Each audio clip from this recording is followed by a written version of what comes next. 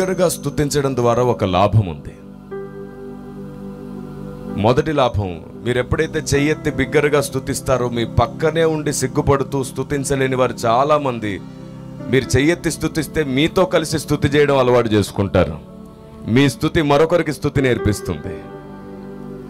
రెండవది, మీకు వాక్యం అర్థమైనప్పుడు, సత్యం అర్థమైనప్పుడు, ఎవరు చెప్పకుండానే నీవు స్తుతి చేస్తూ ఉంటే సాతానుకు అర్థమవుతుంది నీకు దేవుడు అర్థమయ్యాడని. ఆమేన్. అప్పుడు వాడు నీ మీద అధికారం చేయడానికి భయపడిపోతాడు. ఎందుకో తెలుసా? ఎవరికి జ్ఞానము సత్యము అర్థమైపోతుందో వారి మీద సాతాను అధికారం చేయడానికి భయపడతారు. వారి ముందు వాడు ఉండడానికి కూడా భయపడతాడు. ఎందుకంటే ఎవరికి దేవుని జ్ఞానం తెలుసో, ఎవరికి సత్యం తెలుసో వారి ముందు సాతాను పప్పులేమి ఉడకవు. కాబట్టి వాడు అమాయకుల్ని పట్టుకుంటాడు, వాక్యం ఎరగని వారిని పట్టుకుంటాడు, సత్యం ఏమిటో తెలియని వారిని పట్టుకుంటాడు, వారి కుటుంబాలను గలిబిలి చేస్తాడు. మీకు తెలుసా, మీరెంత ప్రార్థనాపరులైనా సరే సాతాను మీకు భయపడకపోవచ్చు. మీరెంత అభిషక్తులైనా, మీ తల మీద ఎంత అభిషేకం ఉన్నా, ఎన్ని వరములున్నా సాతాను మీకు భయపడకపోవచ్చు. కానీ దేవుని గూర్చిన జ్ఞానం మీలో ఉంటే మాత్రం వాడు మీకు భయపడిపోతాడు. దేవుని సత్యానికి వాడు భయపడిపోతాడు. దేవునికి మహిమ కలుగును గాక. కాబట్టి మనం మొదట దేవుని సన్నిధిలో దేవుని జ్ఞానమును అడుగుదాం. మొదట మనం దేవుని సత్యమును అడుగుదాం. మొదట మనం దేవుని జ్ఞానాన్ని సత్యమును అడిగి ఆ తర్వాతే అభిషేకాన్ని అడుగుదాం. ఆ తర్వాతే వరములను అడుగుదాం. మొదట మనకు నచ్చింది అడుగుతూ ఉంటాం మనం, ఆ తర్వాత దేవునికి నచ్చింది అడుగుతాం. ఆయన అంటాడు, మొదట నా నీతిని, ఆ తర్వాత నేను మీకు అన్ని. మనం అన్నిటిని వెతికి నీతి రాజ్యం వెతికి లోపు చనిపోతున్నాం. మన ఆత్మీయ జీవితం ఎంత బలహీనమవుతుంది అంటే, దేవుని గూర్చిన జ్ఞానము, దేవుని గూర్చిన సత్యం ఒకవేళ మనకు తెలియకపోతే పరలోక రాజ్యంలో మనం కింది వారిగా ఉండే అవకాశం ఉంది. పరలోక రాజ్యంలో మనం పైవారిగా తలగా నియమించబడాలి అంటే తలలో ఉన్న జ్ఞానం మనలోనికి రావాలి. ఈ కారణం చేత పరిశుద్ధాత్మ దేవుని ఆలోచన నేను మీకు అందిస్తున్నాను. పరిశుద్ధాత్మ దేవుని ఉద్దేశాన్ని నేను మీ ముందు పెడుతున్నాను. దేవుని జ్ఞానము, దేవుని సత్యము మీలో ఉంటే దేవుని జీవం కూడా మీలో ప్రవేశిస్తుంది. బైబిల్ గ్రంథములో దేవుడు అనేక సంగతులు దాచిపెట్టాడు. అలా దాచిపెట్ట సంగతులు మీకు స్పష్టంగా అర్థమైతే వాక్యంతో పాటు విప్పబడిన ఆ సంగతి మీకు అర్థమైనందుకు విప్పబడిన సంగతితో పాటు ఉన్న దీవెనలు కూడా మీ వెంట పరిగెత్తుకొస్తాయి. Praise the Lord. బైబిల్ గ్రంథాన్ని చదవడం అంటే ఆది కాండము నుండి ప్రకటన గ్రంథం వరకున్న భక్తుల జీవిత చరిత్ర తెలుసుకుంటే సరిపోదు. వాటి వెంటున్న హెచ్చరికలు, బుద్ధి మాటలుంటే సరిపోదు. వాటి వెనకాల దేవుడు దాచిన సంగతులు కూడా మనకు తెలియాలి. బైబిల్ గ్రంథంలో భక్తుల జీవితాల వెంట కొన్ని హెచ్చరికలు మాత్రమే కాకుండా దేవుడు పరలోక చట్టాన్ని, తన న్యాయాన్ని, తన ఆలోచన విధానాన్ని మనం గుర్తించడానికి దేవుడు ముద్ర వేశాడు. ఉదాహరణకి నేను ఒక ఇద్దరిని మీకు పరిచయం చేస్తాను. బైబిల్ గ్రంథంలో మీకు తెలుసా, మనం మన పసితనం నుండి చాలా విషయాలని స్పష్టంగా గుర్తించలేక సండే స్కూల్ నుంచి ఏది వింటామో చివరి వరకు దాన్నే మనసులో ఉంచుకుంటాం. మీకు అర్థమవుతుందా? ఉదాహరణకి గిద్యోను గురించి మాట్లాడతాను. గిద్యోను అనగానే మనం ప్రారంభము నుంచి విన్న విషయం ఏమిటంటే పిరికివాడు గిద్యోను అని విన్నాం. అవునా? నేను మీకు అదే చెప్పాను. అవును అనుకోండి, ఇలాగనండి. అప్పుడు మీకు అర్థమవుతుందని నాకు అర్థమవుతుంది. అప్పుడు ఇంకా అర్థమయ్యేటట్లు నేను మీతో మాట్లాడగలుగుతాను. గిద్యోనును పిరికివాడిగా క్రైస్తవుడు గుర్తించాడు. సండే స్కూల్ నుంచి కూడా అదే విషయాన్ని ఎక్కువసార్లు మాట్లాడుకోవడం మనం చూస్తాం. అతడు భయపడి పిరికివాడై దాక్కుంటే దేవుడు వెళ్ళి బలాఢ్యుడా అని పిలిచాడు అని. కానీ ఒక చిన్న చేంజ్, గిద్యోను పిరికివాడు కాదు. మనం అలా భావించాం. దాక్కుంటే పిరికివాడు అని మనం అనుకున్నాం. కానీ అక్కడి సందర్భాన్ని సరిగ్గా మీరు గమనిస్తే గిద్యోను ధైర్యం కలిగి ఒక్కడే ఒంటరిగా ఉన్నాడు. తన ప్రజల్లో చైతన్యం నింపే ప్రయత్నం చేస్తున్నవాడిగా ఒక్కడే ఉన్నాడు. గిద్యోను ఎప్పుడు కూడా ఎదురాడి పోరాడడానికి ఆలోచించే మనస్తత్వం గలవాడు. కానీ అప్పటికే ఇశ్రాయేలు ప్రజల ధైర్యం చనిపోయింది. ఎందుకో తెలుసా? శత్రువులు ఎప్పుడు ఇశ్రాయేలు ప్రజల మీదకి వచ్చినా వారికంటూ ఏమీ మిగలకుండా మొత్తం తీసుకొని వెళ్ళిపోతూ వారిని నిరాయుధులుగా చేసేవారు. గొర్రెలను, మేకలను, ఒంట్లను ఏవి ఉంచేవారు కాదు. చివరికి ఆహార ధాన్యాన్ని కూడా తీసుకెళ్ళిపోయేవారు. మీరు 6వ అధ్యాయాన్ని సరిగ్గా చదివితే మీకు ఆ విషయాలన్నీ తెలుస్తాయి. ఎవరు కూడా ముందుకొచ్చి ధైర్యం చేసేవారు కాదు పోరాటం చేయడానికి. ఎందుకంటే వారి దగ్గర ఏ ఆయుధం లేదు, చంపబడతారనే భయం. అలాంటి పరిస్థితిలో గిద్యోను ఉన్నాడు. కానీ గిద్యోను ఎప్పుడు పిరికివాడుగా ఉండలేదు. చాలా మంది యవనస్తుని పురికొల్పుతాడు గిద్యోను, పెద్దలను పురికొల్పుతాడు. ఇది మన హక్కు, మనం పోరాడదాం అంటాడు. కానీ ఎంత ప్రయత్నించినా సరే గిద్యోను ఒంటరిగానే ఉన్నాడు. కానీ గిద్యోను వెంట ఎప్పుడు సైన్యం లేదు. గిద్యోను ఎంత ధైర్యవంతుడంటే వారి దగ్గర నుండి ధాన్యము, ఆహారము సమస్తాన్ని తీసుకొని వెళ్ళినటువంటి వారి దగ్గరికి ఒంటరిగానే వెళ్ళి గోధుమలను తీసుకొని ప్రజలకు పంచిపెట్టేటువంటి ధైర్యం గలవాడు. అలాంటి గిద్యోన్ని పిరికివాడు అని పరిచయం చేసుకుంది క్రైస్తవ సమాజం. అవును, మనమందరం ఒక కుటుంబమే కదా. ముందు మనమేం ఆలోచిస్తున్నామో నేర్చుకుందాం. మీరు సరిగ్గా చూడండి, న్యాయాధిపతుల గ్రంథం 6వ అధ్యాయం.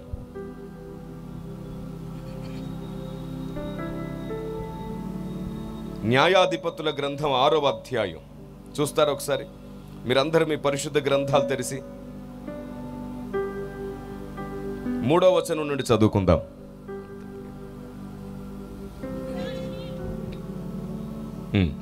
ఒకరు మైక్ తీసుకుంటారా ప్లీజ్? ఫాస్ట్ గా మైక్ ఇస్తారా నాకు ఒకసారి? Praise the Lord. ఇది ఇచ్చేయండి. రైట్, ఇది ఓకే, పర్వాలేదు, ఈ చదవండి.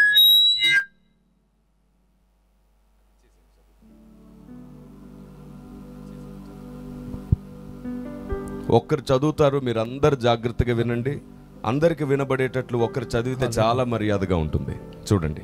ఇశ్రాయేలీయులు విత్తనములు విత్తిన తరువాత మిద్యానీయులను, అమాలేకీయులను, తూర్పున నుండి వారును తమ పశువులను, గుడారములను తీసుకొని మిడతల దండంత విస్తారముగా వారి మీదకి వచ్చి వారి ఎదుట దిగి గాజాకు పోవునంత దూరము భూమి పంటను పాడు చేసి ఒక గొర్రెను గాని, ఎద్దును గాని, గాడిదను గాని, జీవన సాధనమైన మరి దేనిని గాని ఇశ్రాయేలీయులకు ఉండనీయలేదు.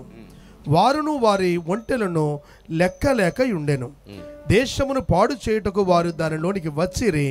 ఇశ్రాయేలీయులు మిద్యానీయుల వలన మిక్కిలి హీనదశకు వచ్చినప్పుడు వారు యెహోవాకు మొర్రపెట్టిరి. మిద్యానీయుల వలన బాధను బట్టి ఇశ్రాయేలీయులు యెహోవాకు మొర్రపెట్టిరి. మొర్రపెట్టగా యెహోవా ఇప్పుడు మీకు ఇక్కడ ఒక సంగతి అర్థమైంది కదా. వారు మిక్కిలి దీన దశలో ఉన్నారు, పోరాడడానికి అవకాశమే లేదు. అలాంటి సమయంలో తన ప్రజలను, అక్కడున్న ఆకలితో ఉన్నటువంటి పిల్లలను, మిగతా వారిని, వృద్ధులను కాపాడుకోవడానికి ఒక్కడు గిద్యోను పదే శత్రువుల దగ్గరికి వెళ్ళి అక్కడి నుండి గోధుమలను వారికి తెలియకుండా తీసుకొచ్చే పనిలో ఉన్నాడు. మీరు చూడండి ఒకసారి 11వ అధ్యాయం, 11వ వచనం, 6వ అధ్యాయం 11వ వచనం.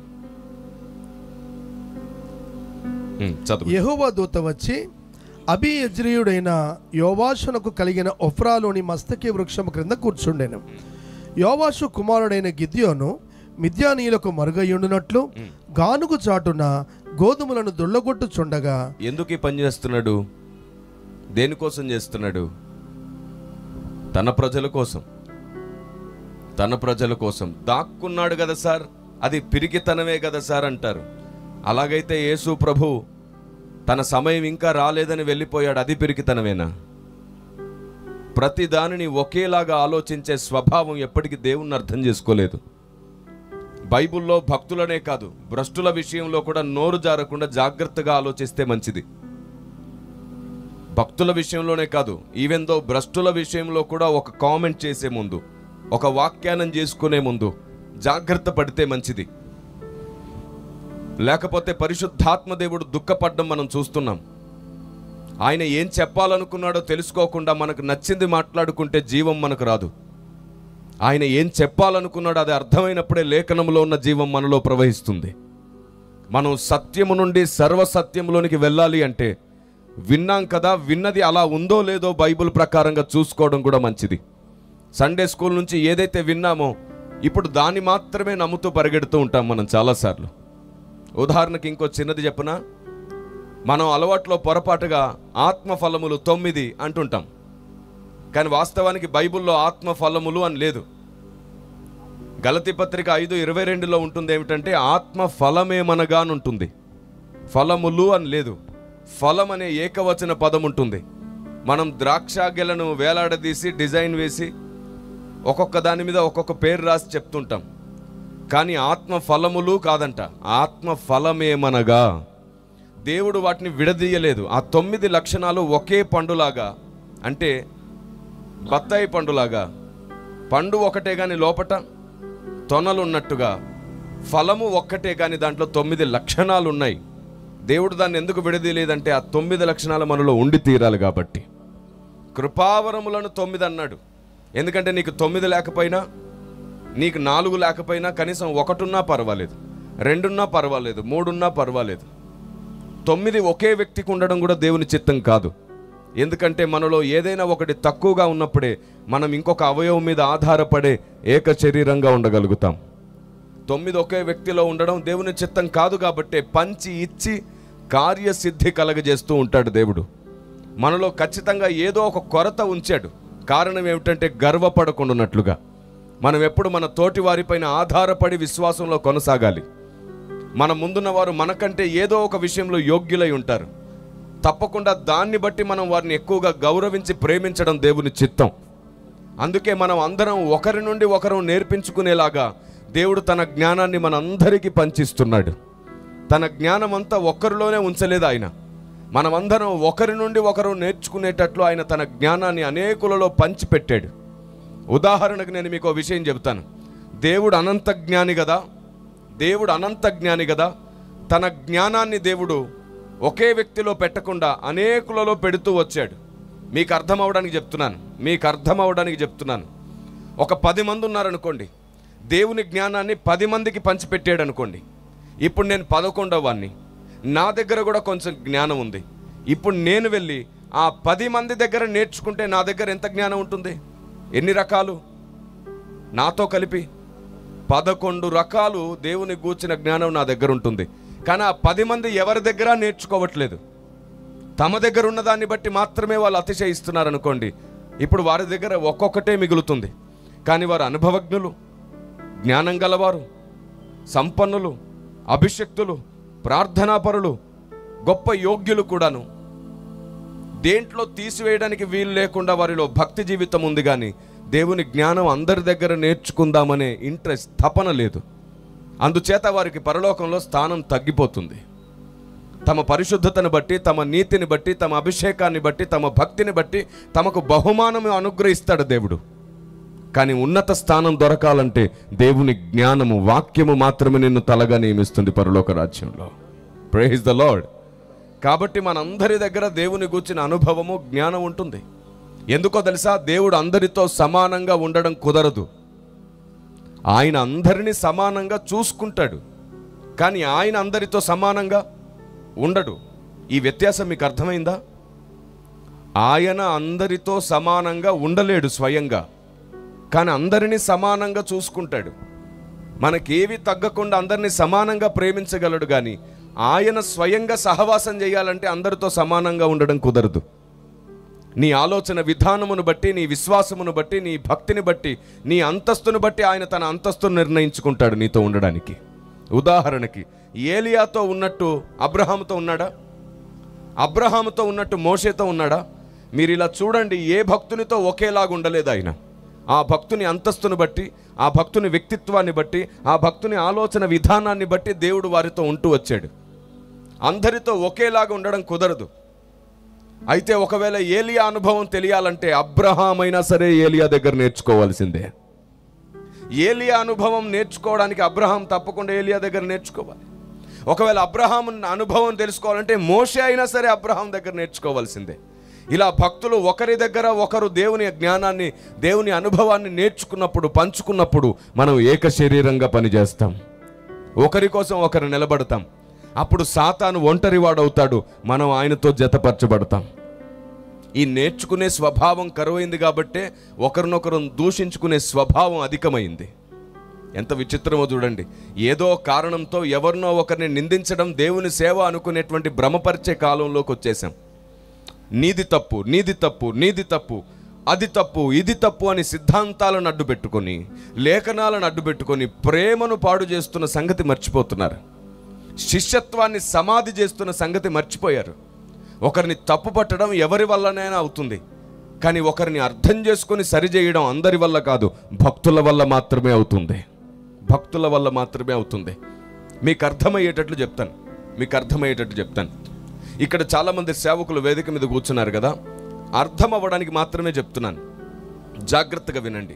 ఒకరు రోమన్ క్యాథలిక్ అనుకోండి, ఒకరేమో బ్యాప్టిస్ట్ అనుకోండి, ఒకరేమో సెవెంత్ డే అనుకోండి, ఒకరేమో పెంతుకోస్త్ అనుకోండి, ఒకరేమో ఫెలోషిప్ సంఘాలు అనుకోండి.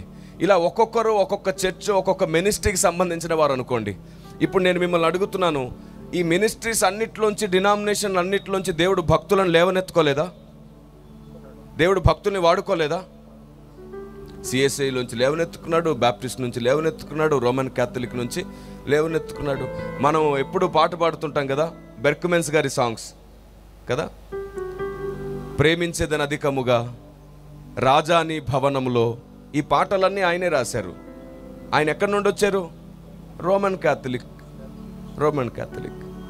ఇలా ప్రతి మినిస్ట్రీలో, ప్రతి డినామినేషన్లో దేవునికి భయపడి, వాక్యానికి భయపడి భక్తి చేసే భక్తులు ఉన్నారు. వారికి సిద్ధాంతాలు అర్థం కాలేదు, కానీ భక్తి అర్థమైంది, దేవుడు అర్థమయ్యాడు, ప్రేమ అర్థమైంది. వారిని వాడుకొని వారి ప్రాంతాల్లో వారి సేవను దేవుడు జరిగిస్తున్నాడు. డినామినేషన్ వేరు కావచ్చు, దేవునికి విరుద్ధమైన అభ్యంతరకరమైనటువంటి సిద్ధాంతాలు, నమ్మకాలు ఉండవచ్చు, కానీ అన్నింటిలో అభ్యంతరాలు ఏమీ లేవు. అందరిలో కొన్ని పొరపాట్లు ఉన్నాయి, అందరిలో కూడా కొన్ని సత్యాలు ఉన్నాయి. అందుకే నేను అంటాను, ప్రతి మినిస్ట్రీలో కూడా సత్యం ఉంది, ప్రతి డినామినేషన్లో కూడా సత్యం ఉంది. గట్టిగా చెబితే ప్రతి మతంలో కూడా ఒక సత్యం ఉంది. లేనిది సర్వసత్యం మాత్రమే అన్ని చోట్ల లేదు. ఆ సర్వసత్యాన్ని బోధింపజేయడానికే సర్వశక్తిమంతుడైన దేవుడు ఇదిగో ఈ గ్రంథాన్ని మనకు అనుగ్రహించాడు.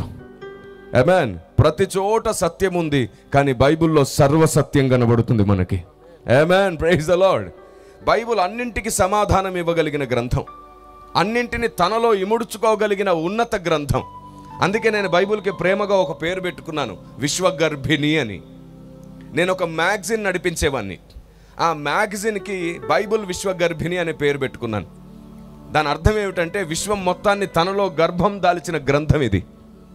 సమస్తమైన విశ్వమును గూర్చిన జ్ఞానం బైబిల్లోనే ఉంది. బైబిల్లో లేకుండా ఏదీ లేదు. బైబిల్కి అన్ని విషయాలు తెలుసు. ఈ అన్ని విషయాలు తెలిసిన గ్రంథాన్ని పట్టుకున్న మనకు అన్ని విషయాలు తెలియదు. ఇదే చాలా విచిత్రం. కారణం ఏమిటో తెలుసా? యూదుల్ని దేవుడు ఎంపిక చేసుకున్నాడు, వారికి ఒక గర్వం. లేఖనములు యూదుల పరం దేవుడు చేశాడు, అది వారికి ఒక గర్వం. గర్వము చేత జ్ఞానాన్ని గుర్తించలేకపోయారు కాబట్టి, జ్ఞానమై ఉన్నవాడు దిగి వచ్చినా సరే వారు ప్రత్యక్షత పొందలేకపోయారు. అవును, నాశనం ముందు నిలబడితే గర్వంలోన నాట్యమాడుతూ ఉంటుంది. అవును, అంతే కదా. నాశనానికి ముందు గర్వపడ్డం భక్తుని లక్షణం కాదు, అతిశయపడ్డం భక్తుని లక్షణం. గర్వానికి అతిశయానికి చాలా డిఫరెన్స్ ఉంటుంది. ఉద్దేశాలు మార్చుకొని ఉంటాం మనం. మన ఉద్దేశాల్లో తగ్గింపు ఉంటుంది, మన పనిలో రోషం ఉంటుంది. దాన్ని గర్వం అనరు, బాధ్యత, కర్తవ్యం అంటుంటారు.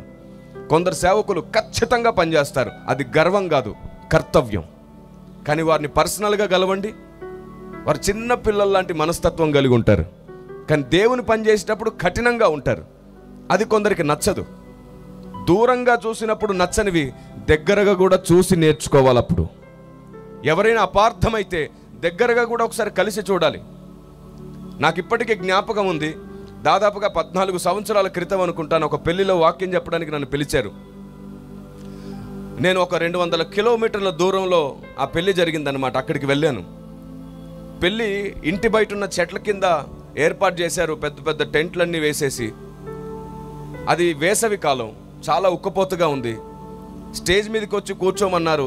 లైటింగ్స్ అన్నీ ఉండడం వల్ల చాలా ఉక్కపోతగా ఉండడంతో నేను కిందే కూర్చుంటాను, చెట్టు కింద. వాక్యం చెప్పేటప్పుడు పిలవండి చాలు అన్నాను. ఆ చెట్టు కింద దాదాపుగా 15 నుండి 20 మంది వరకు కూర్చొని ఉన్నారు. నేను ఖాళీగా ఉన్న ఒక చైర్లో వెళ్ళి కూర్చొని ఉన్నాను. నా పక్కన ఒక అతను అటువైపు ఉన్న వ్యక్తితో గుసగుసలాడుతున్నారు.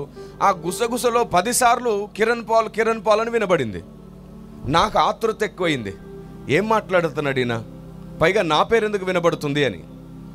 అటువైపు మాట్లాడుతున్న వ్యక్తిని అడిగాను, ఏంటి పదే పదే కిరణ్ పాల్ అంటున్నారు?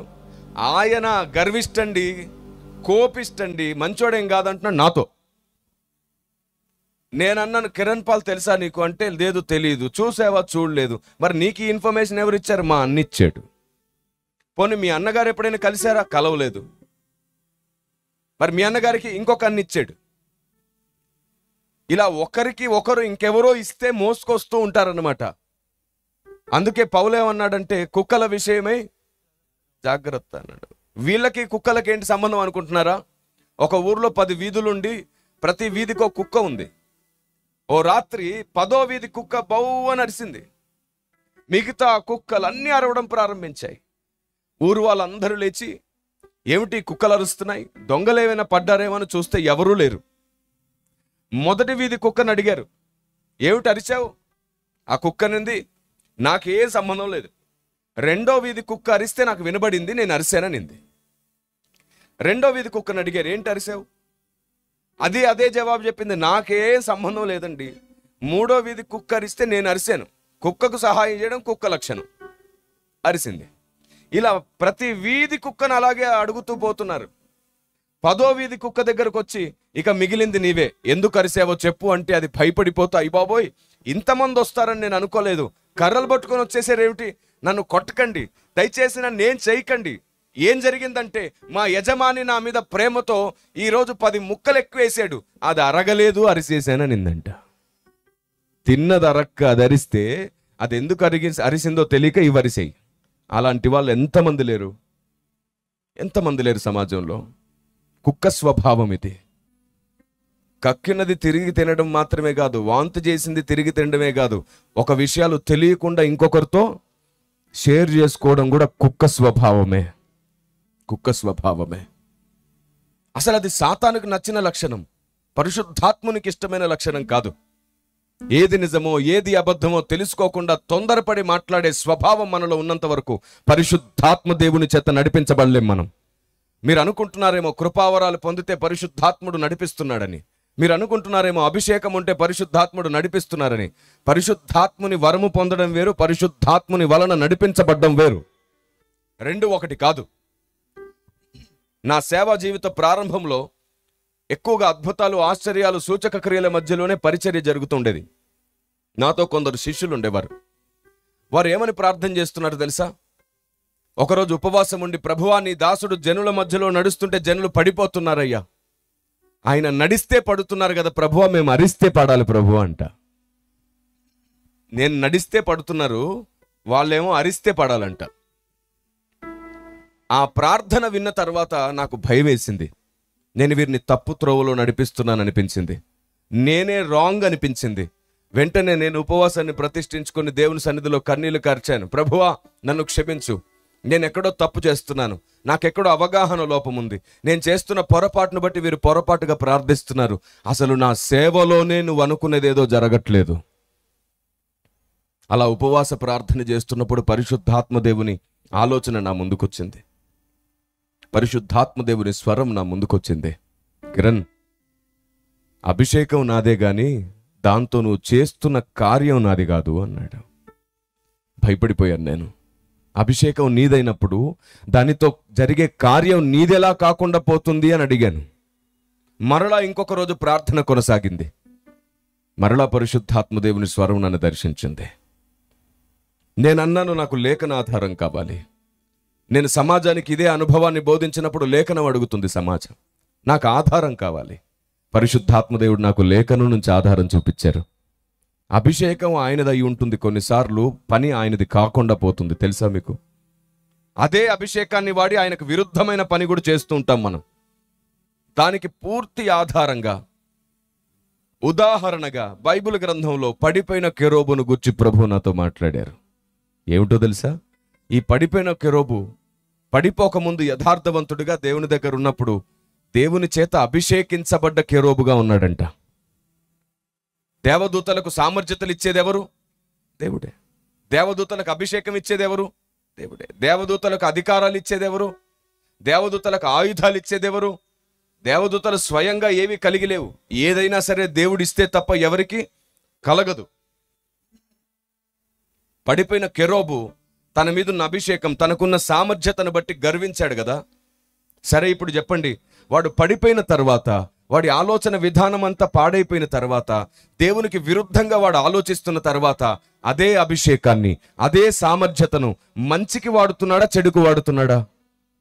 మంచికి వాడుతున్నాడా, చెడుకా? మరి అతనిలో ఉన్న సామర్థ్యత ఎవరిచ్చింది? అభిషేకం ఎవరిచ్చింది? అధికారం ఎవరిచ్చింది? ఇప్పుడు వాడు చేస్తున్న చమత్కారాలన్నీ కూడా వాటిని వాడుకొనే చేస్తున్నాడు. దేవునికి అనుకూలమా, విరుద్ధమా వాడు? ఇప్పుడు చెప్పండి, అభిషేకం ఎవరిది? వాడు చేసే పనులన్నీ దేవునికి విరుద్ధమైనవి. అప్పుడు అర్థమైంది, ఒక వ్యక్తి ఎలా ఆలోచిస్తాడో ఆలోచన విధానమును బట్టి అభిషేకం దేవుని చిత్తానికి అనుకూలంగా పనిచేస్తుంది.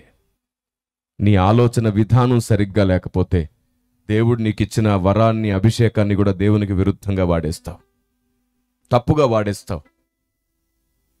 దీని గురించిన అవగాహన లేదు మనకి. ఆయన ఇచ్చాడు కాబట్టి అభిషేకం అదే పని చేస్తుంది అనుకుంటాం. నీ అవగాహన సరిగ్గా లేకపోతే, నీ ఆలోచన సరిగ్గా లేకపోతే నీ తల మీద ఉన్న అభిషేకాన్ని కూడా నువ్వు తప్పుగా వాడతావు. ఒకరోజు నువ్వు దేవుని దగ్గరికి వచ్చి అంటావు, నీ పేరట నేను ఎన్నెన్నో చేశాను, నువ్విచ్చిన అభిషేకాన్నే వాడాను, దయ్యాల్ని వెళ్ళగొట్టాను, దురాత్మల్ని వెళ్ళగొట్టాను, ఆత్మలను రక్షించాను, బోధ చేశాను, సువార్త చేశాను, నీ నీ నీ పేరట నేను ఎన్నెన్నో చేశాను. ఆయన ఒక్క మాట అంటాడంట, అసలు నువ్వెవరో నాకు తెలీదు. అయ్యా, నీవిచ్చిన శక్తే, నీవిచ్చిన వరమే కావచ్చు, కానీ నువ్వెవరో నాకు తెలీదు. ఎందుకంటే నువ్వు నా నియమానికి విరుద్ధంగా చేశావు. క్రమము కానిది ఏదైనా అక్రమమే. క్రమము కానిది ఏదైనా అక్రమమే. అందుకే అక్రమము చేయువారులారా పొండి అన్నాడు. మనకి ఏదైనా గొప్పగా అనిపిస్తే దేవునికి నచ్చుతుంది అనుకుంటాం. దేవుని సూత్రం ఏమిటో తెలుసా? నీకు గొప్పగా అనిపించిందల్లా ఆయనకు గొప్పది కాదు. ఆయనకి ఏది నచ్చుతుందో అది నీకు గొప్పది అనిపించాలి. అప్పుడు నీ భక్తి ఎదుగుతుంది. దేవునికి స్తోత్రం కలుగును గాక. అందుకే సూత్రము వెంబడి సూత్రము, ఆజ్ఞ వెంబడి నేర్చుకోవాలి. అప్పుడే భక్తి జరుగుతుంది. ఈరోజు చాలా విచిత్రం ఏమిటంటే, విశ్వాసంతో ఎలా ఉండాలో నేర్చుకుంటాం, భక్తిగా ఎలా ఉండాలో నేర్చుకుంటాం, ప్రార్థన ఎలా చేయాలో నేర్చుకుంటాం, పరిశుద్ధంగా ఎలా ఉండాలో నేర్చుకుంటాం. ఈ భూమి మీద ఎలా సర్వైవ్ అవ్వాలో అన్ని నేర్చుకున్నాం, కానీ అక్కడ ఎలా సర్వైవ్ అవ్వాలో నేర్చుకోవట్లా. అసలు విషయం ఏమిటంటే, రేపు నీకు ఏదైనా అయితే ఉండేది నువ్వు అక్కడే. అక్కడ ఎలా బ్రతకాలో ఇక్కడ ఉండగా నువ్వు తెలుసుకోవట్లేదు. ఒక స్టేట్మెంట్ ఇవ్వనా? ఇక్కడే బ్రతకాలనుకున్న ఎవ్వరు అక్కడ బ్రతకరు, కానీ అక్కడే బ్రతకాలనుకోండి, ఇక్కడ కూడా బ్రతికి సాధించేలాగా చేస్తాడు దేవుడు. కొంచెం గట్టిగా స్తుతి చేయొచ్చు కదా. నేను మళ్ళీ చెప్తున్నాను, మీరు బిగ్గరగా స్తుతి చేస్తే దురాత్మ పారిపోయే అవకాశం ఉంటుంది. ఖచ్చితంగా జరుగుతుంది. ఎందుకంటే అందరం కలిసి స్తుతి చేస్తున్నప్పుడు, వాక్యం అర్థమైనప్పుడు స్తుతి చేసినప్పుడే వాడికి భయం కలుగుతుంది. మీరు బిగ్గరగా స్తుతిస్తే మీ పక్కన వాళ్ళు కూడా స్తుతిస్తారు. నీ స్తుతి మరొకరికి స్తుతి నేర్పిస్తుంది. స్తుతి చేయడానికి సిగ్గుపడకండి. తండ్రిని స్తుతించడానికి సిగ్గుపడే కుమారుడు ఎలా అవుతాడు? ఆయన్ని గణపరచడానికి మనం సిగ్గుపడొద్దు. శక్తి లోపం లేకుండా స్తుతి చేద్దాం. ఇది అల్లరి కాదు, ఆర్భాటం, ఆనందం. ఆమేన్. ఇది అల్లరి కాదు, ఆయన్ని గణపరచడానికి చేసే ప్రయత్నం. ఇది అల్లరి కాదు. ప్రతిదాన్ని ఒకే వైపు చూస్తూ ఉంటాం, ప్రతిదాన్ని ఒకే కట్టాన కట్టి మాట్లాడుతూ ఉంటాం.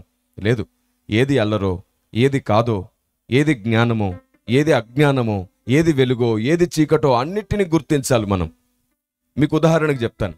మనం చిన్నతనం నుంచి విని విని విని కొన్నిటిని అలాగే గుర్తుంచుకున్నాం.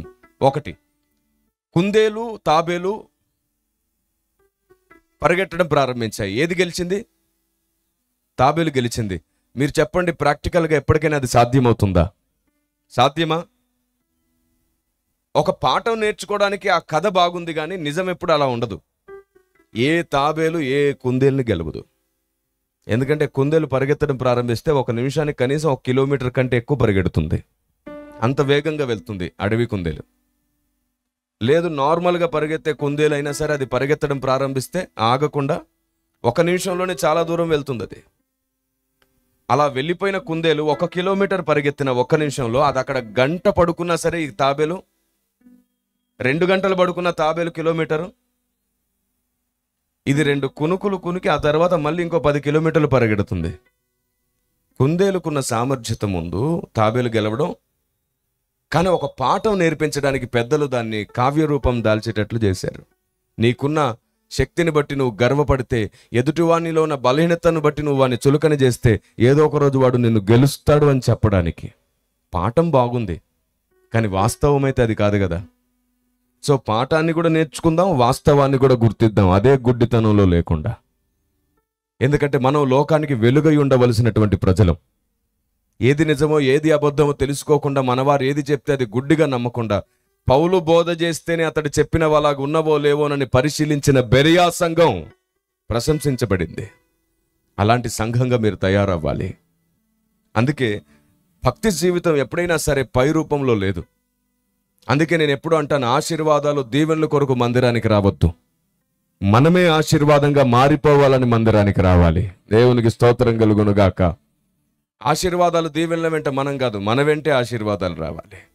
భక్తుడు అన్నాడు కదా, కృపాక్షేమములు నా వెంట వచ్చును, మనం వాటి వెంట పరిగెడుతున్నాం కదా. భక్తి తిరకాస్తులో జరుగుతుంది, అవగాహన లోపంలో భక్తి కొనసాగుతుంది.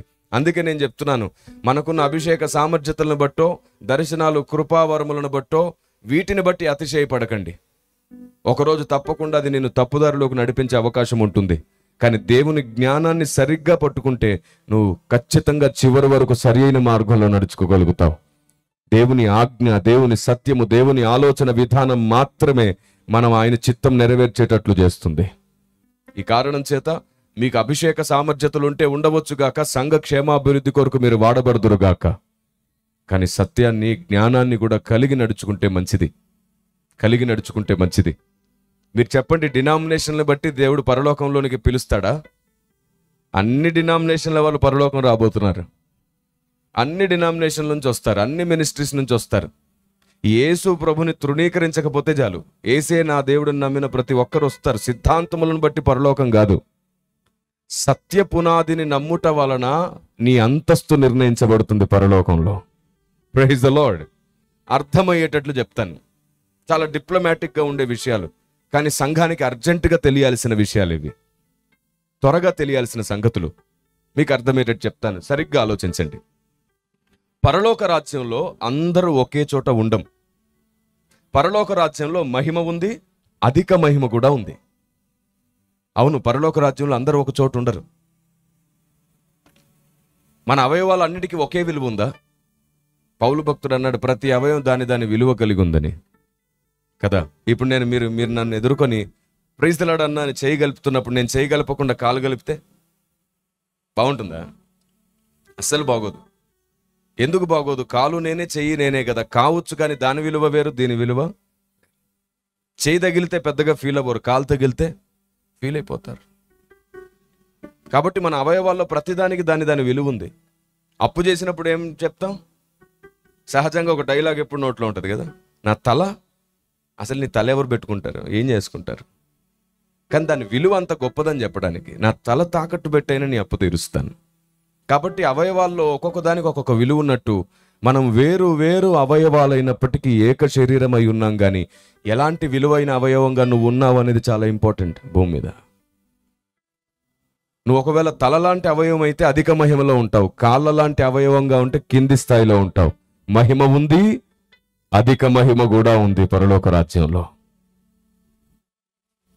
అది నీ నీతి క్రియలను బట్టి నిర్ణయించబడేది కాదు. నీతి క్రియల వలన బహుమానం దొరుకుతుంది, దేవునికి దగ్గరగా ఉండగలుగుతావు. కానీ దేవుణ్ణి తెలుసుకునే దాన్ని బట్టి నీ అంతస్తు ఉంటుంది. నీ డినామినేషన్ నీకు పరలోకం రావడానికి అడ్డు కాదు, కానీ నువ్వు సత్యం నమ్మావు అన్న దాన్ని బట్టి నీ అంతస్తు పైన ఉంటుంది. కాబట్టి ఆ డినామినేషన్ ఈ డినామినేషన్ అని కొట్టుకోవడం మానేసి సత్యం చెప్పుకోవడం, సత్యం నేర్పించుకోవడం ప్రారంభిస్తే మనం పరిశుద్ధాత్మ సంబంధులం అవుతాం, ఆత్మదేవుని సైన్యం అయిపోతాం. అప్పుడు సంఘము సైన్యమైపోతుంది. వ్యూహిత సైన్య సమభీకర రూపిణి అని. ఈ వ్యత్యాసాలు కలిగించింది సాతాను, మతాల మధ్యలో విభేదాలు కలిగించింది సాతాను, అల్లరికి కర్త సాతాను. డినామినేషన్లు మనల్ని వేరు చేయలేవు. చివరికి బైబిల్ గ్రంథంలో ఇంకో మాట ఉంది తెలుసా? దేవదూతలు కూడా మనల్ని క్రీస్తుకు వేరు చేయాలనుకుంటున్నారంట. ఎప్పుడైనా విన్నారా ఈ మాట? కిరణ్ పాల్ గారు, దేవదూతలు క్రీస్తుకు వేరు చేయడం ఏమిటండి అంటారా? అందుకే మనం బైబిల్ని మనకు నచ్చినట్టుగా కాకుండా దేవుడు చెప్పినట్లుగా చదివితే చాలా విషయాలు అర్థమవుతాయి. క్రీస్తు ప్రేమకు మనల్ని ఎవరు ఎడబాపలేరని పౌలు చెబుతూ ఆ వరుసలో అంటారు దేవదూతలైనను అంటాడు. అంటే ఎడబాపే ప్రయత్నంలో ఎవరు కూడా ఉన్నారు? అవును, దేవదూతలు మనల్ని ఎందుకు దేవునికి వేరు చేస్తున్నారు ఎప్పుడైనా ఆలోచించారా? చాలా గొప్ప సంగతి అది. అది తెలుసుకొని ఉండి తీరాల్సిన సంగతి. అప్పుడు ఇంకా వ్యూహాత్మకంగా మనం ఈ భూమి మీద పోరాటం చేయగలుగుతాం. అవును, ఎన్నో సంగతులు బైబిల్ గ్రంథంలో ఉన్నాయి, వాటిని మనం గమనించట్లేదు, వాటిని మనం గుర్తించట్లేదు. ఆనాటి భక్తులందరూ కూడా దేవుని గూర్చిన నిగూఢ సంగతుల కోసం పోరాటం చేశారు, ప్రార్థన చేశారు. ఈనాడు మనం ఆ నిగూఢమైన సంగతుల కోసం మందిరానికి రావట్లేదు. సభలకు వచ్చేవారు ఎక్కువగా తమకు నచ్చింది విందామని వస్తూ ఉంటారు. నచ్చినట్లు చెబితేనే వింటారు. తమకు నచ్చిన విధంగా తమకు నచ్చిన పాయింట్స్ చెప్పాలంట. అందుకు మేమెందుకు మరి కదా? దేవునికి నచ్చిందేదో మీకు అందించడానికే మేము బ్రతుకున్నాం. మీకు నచ్చింది మాట్లాడడానికి ఏ సేవకుడు బ్రతికిలేడు. మీకు నచ్చిన సబ్జెక్టు మాట్లాడడానికి లేం మేము. దేవుడు మీతో చెప్పాలనుకున్న సబ్జెక్ట్ అందించడమే మా కర్తవ్యం. దేవుడు తన హృదయాన్ని మీ ముందు పరిచిపెట్టాలనుకుంటున్నాడు, అందుకే మేము వాడబడుతున్నాం. దేవుడు బూరలా ఊదితే మీ ముందు ఊదబడ్డమే మా పని. మా ఇష్టాన్ని మీకు రుద్దడం మాకు దేవుడిచ్చిన బాధ్యత కాదు. ఆయన ఇష్టాన్ని మీలో నాటడమే దేవుడు మాకిచ్చిన కర్తవ్యం. దేవునికి మహిమ కలుగునుగాక. అవును, రేపు ఉంటామో లేదో తెలియదు. ఈ రోజు నుంచే మన ఆలోచన విధానాన్ని సవరించుకోవడం మంచిది. చిన్న పిల్లల వంటి మనసు మనకైతే పరలోక రాజ్యం మనదే. చిన్న పిల్లల్ని చూపించంటాడు, పరలోక రాజ్యం వారిదే.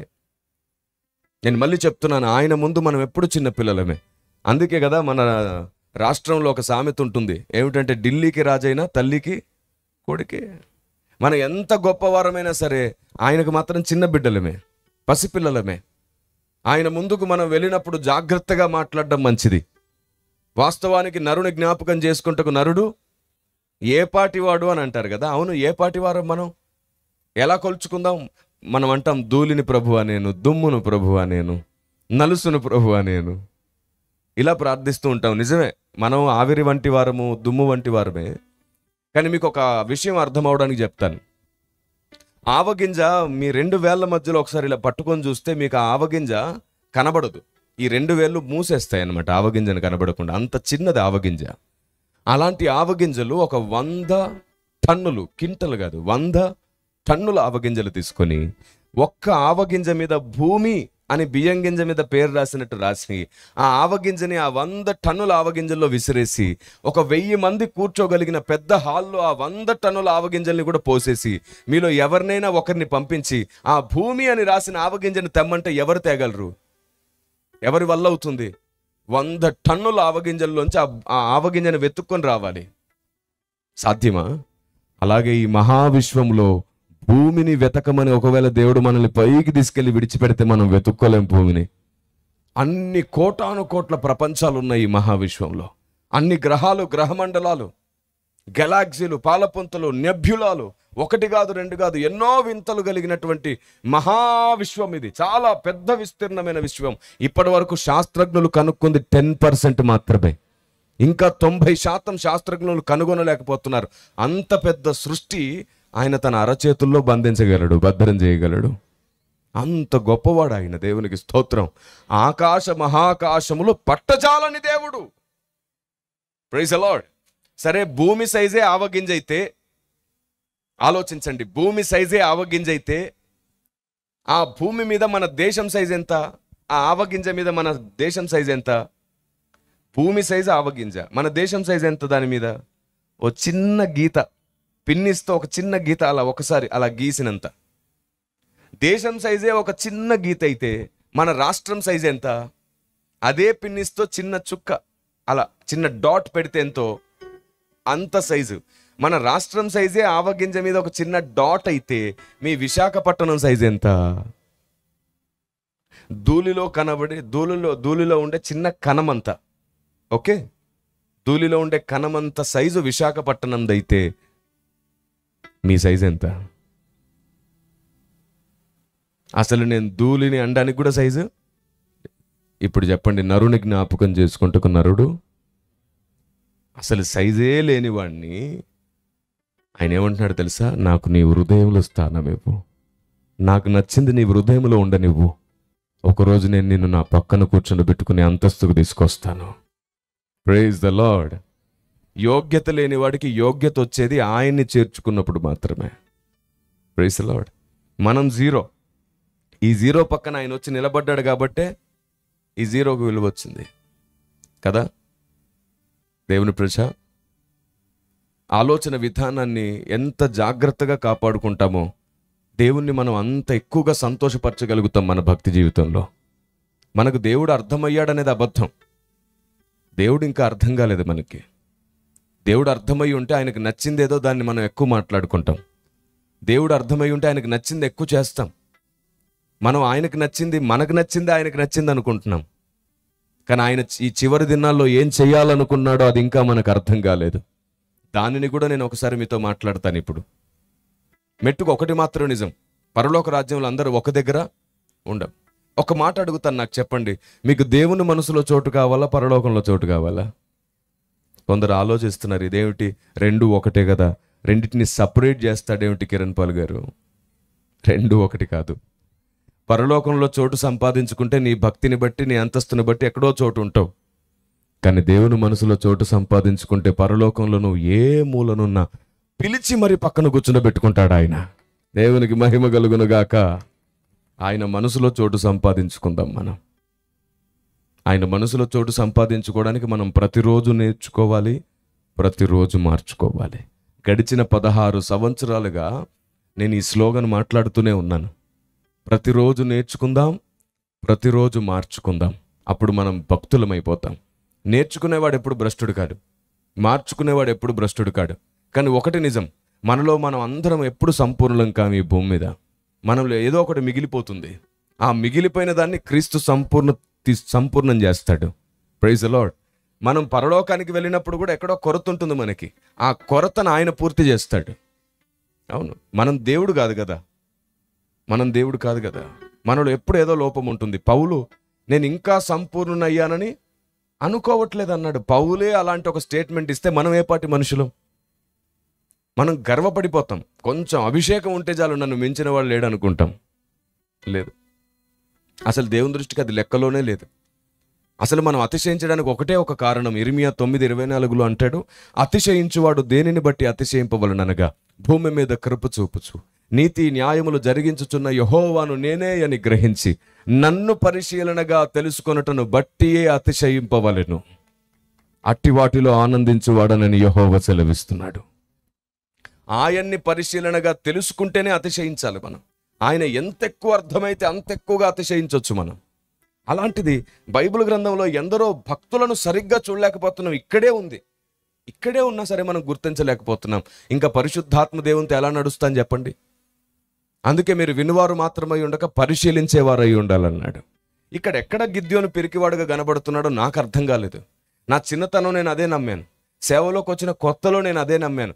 నేను కూడా సండే స్కూల్కి అదే చెప్పాను.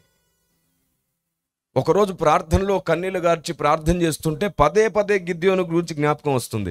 ఇదేమిటి, నాకు ఊరికి గిద్యోను ఎందుకు జ్ఞాపకం వస్తున్నాడు? ఏమైనా దేవుడు గిద్యోనులాగా నాతో మాట్లాడాలనుకుంటున్నాడా? బలాఢ్యుడా, ధైర్యంగా ఉండని నాకేమైనా పనప్పగించబోతున్నాడా అని నాకు నచ్చిన ఆలోచన నేను చేస్తున్నాను. నిద్రలో ఉన్నప్పుడు ఒకసారి జ్ఞాపకం వచ్చింది.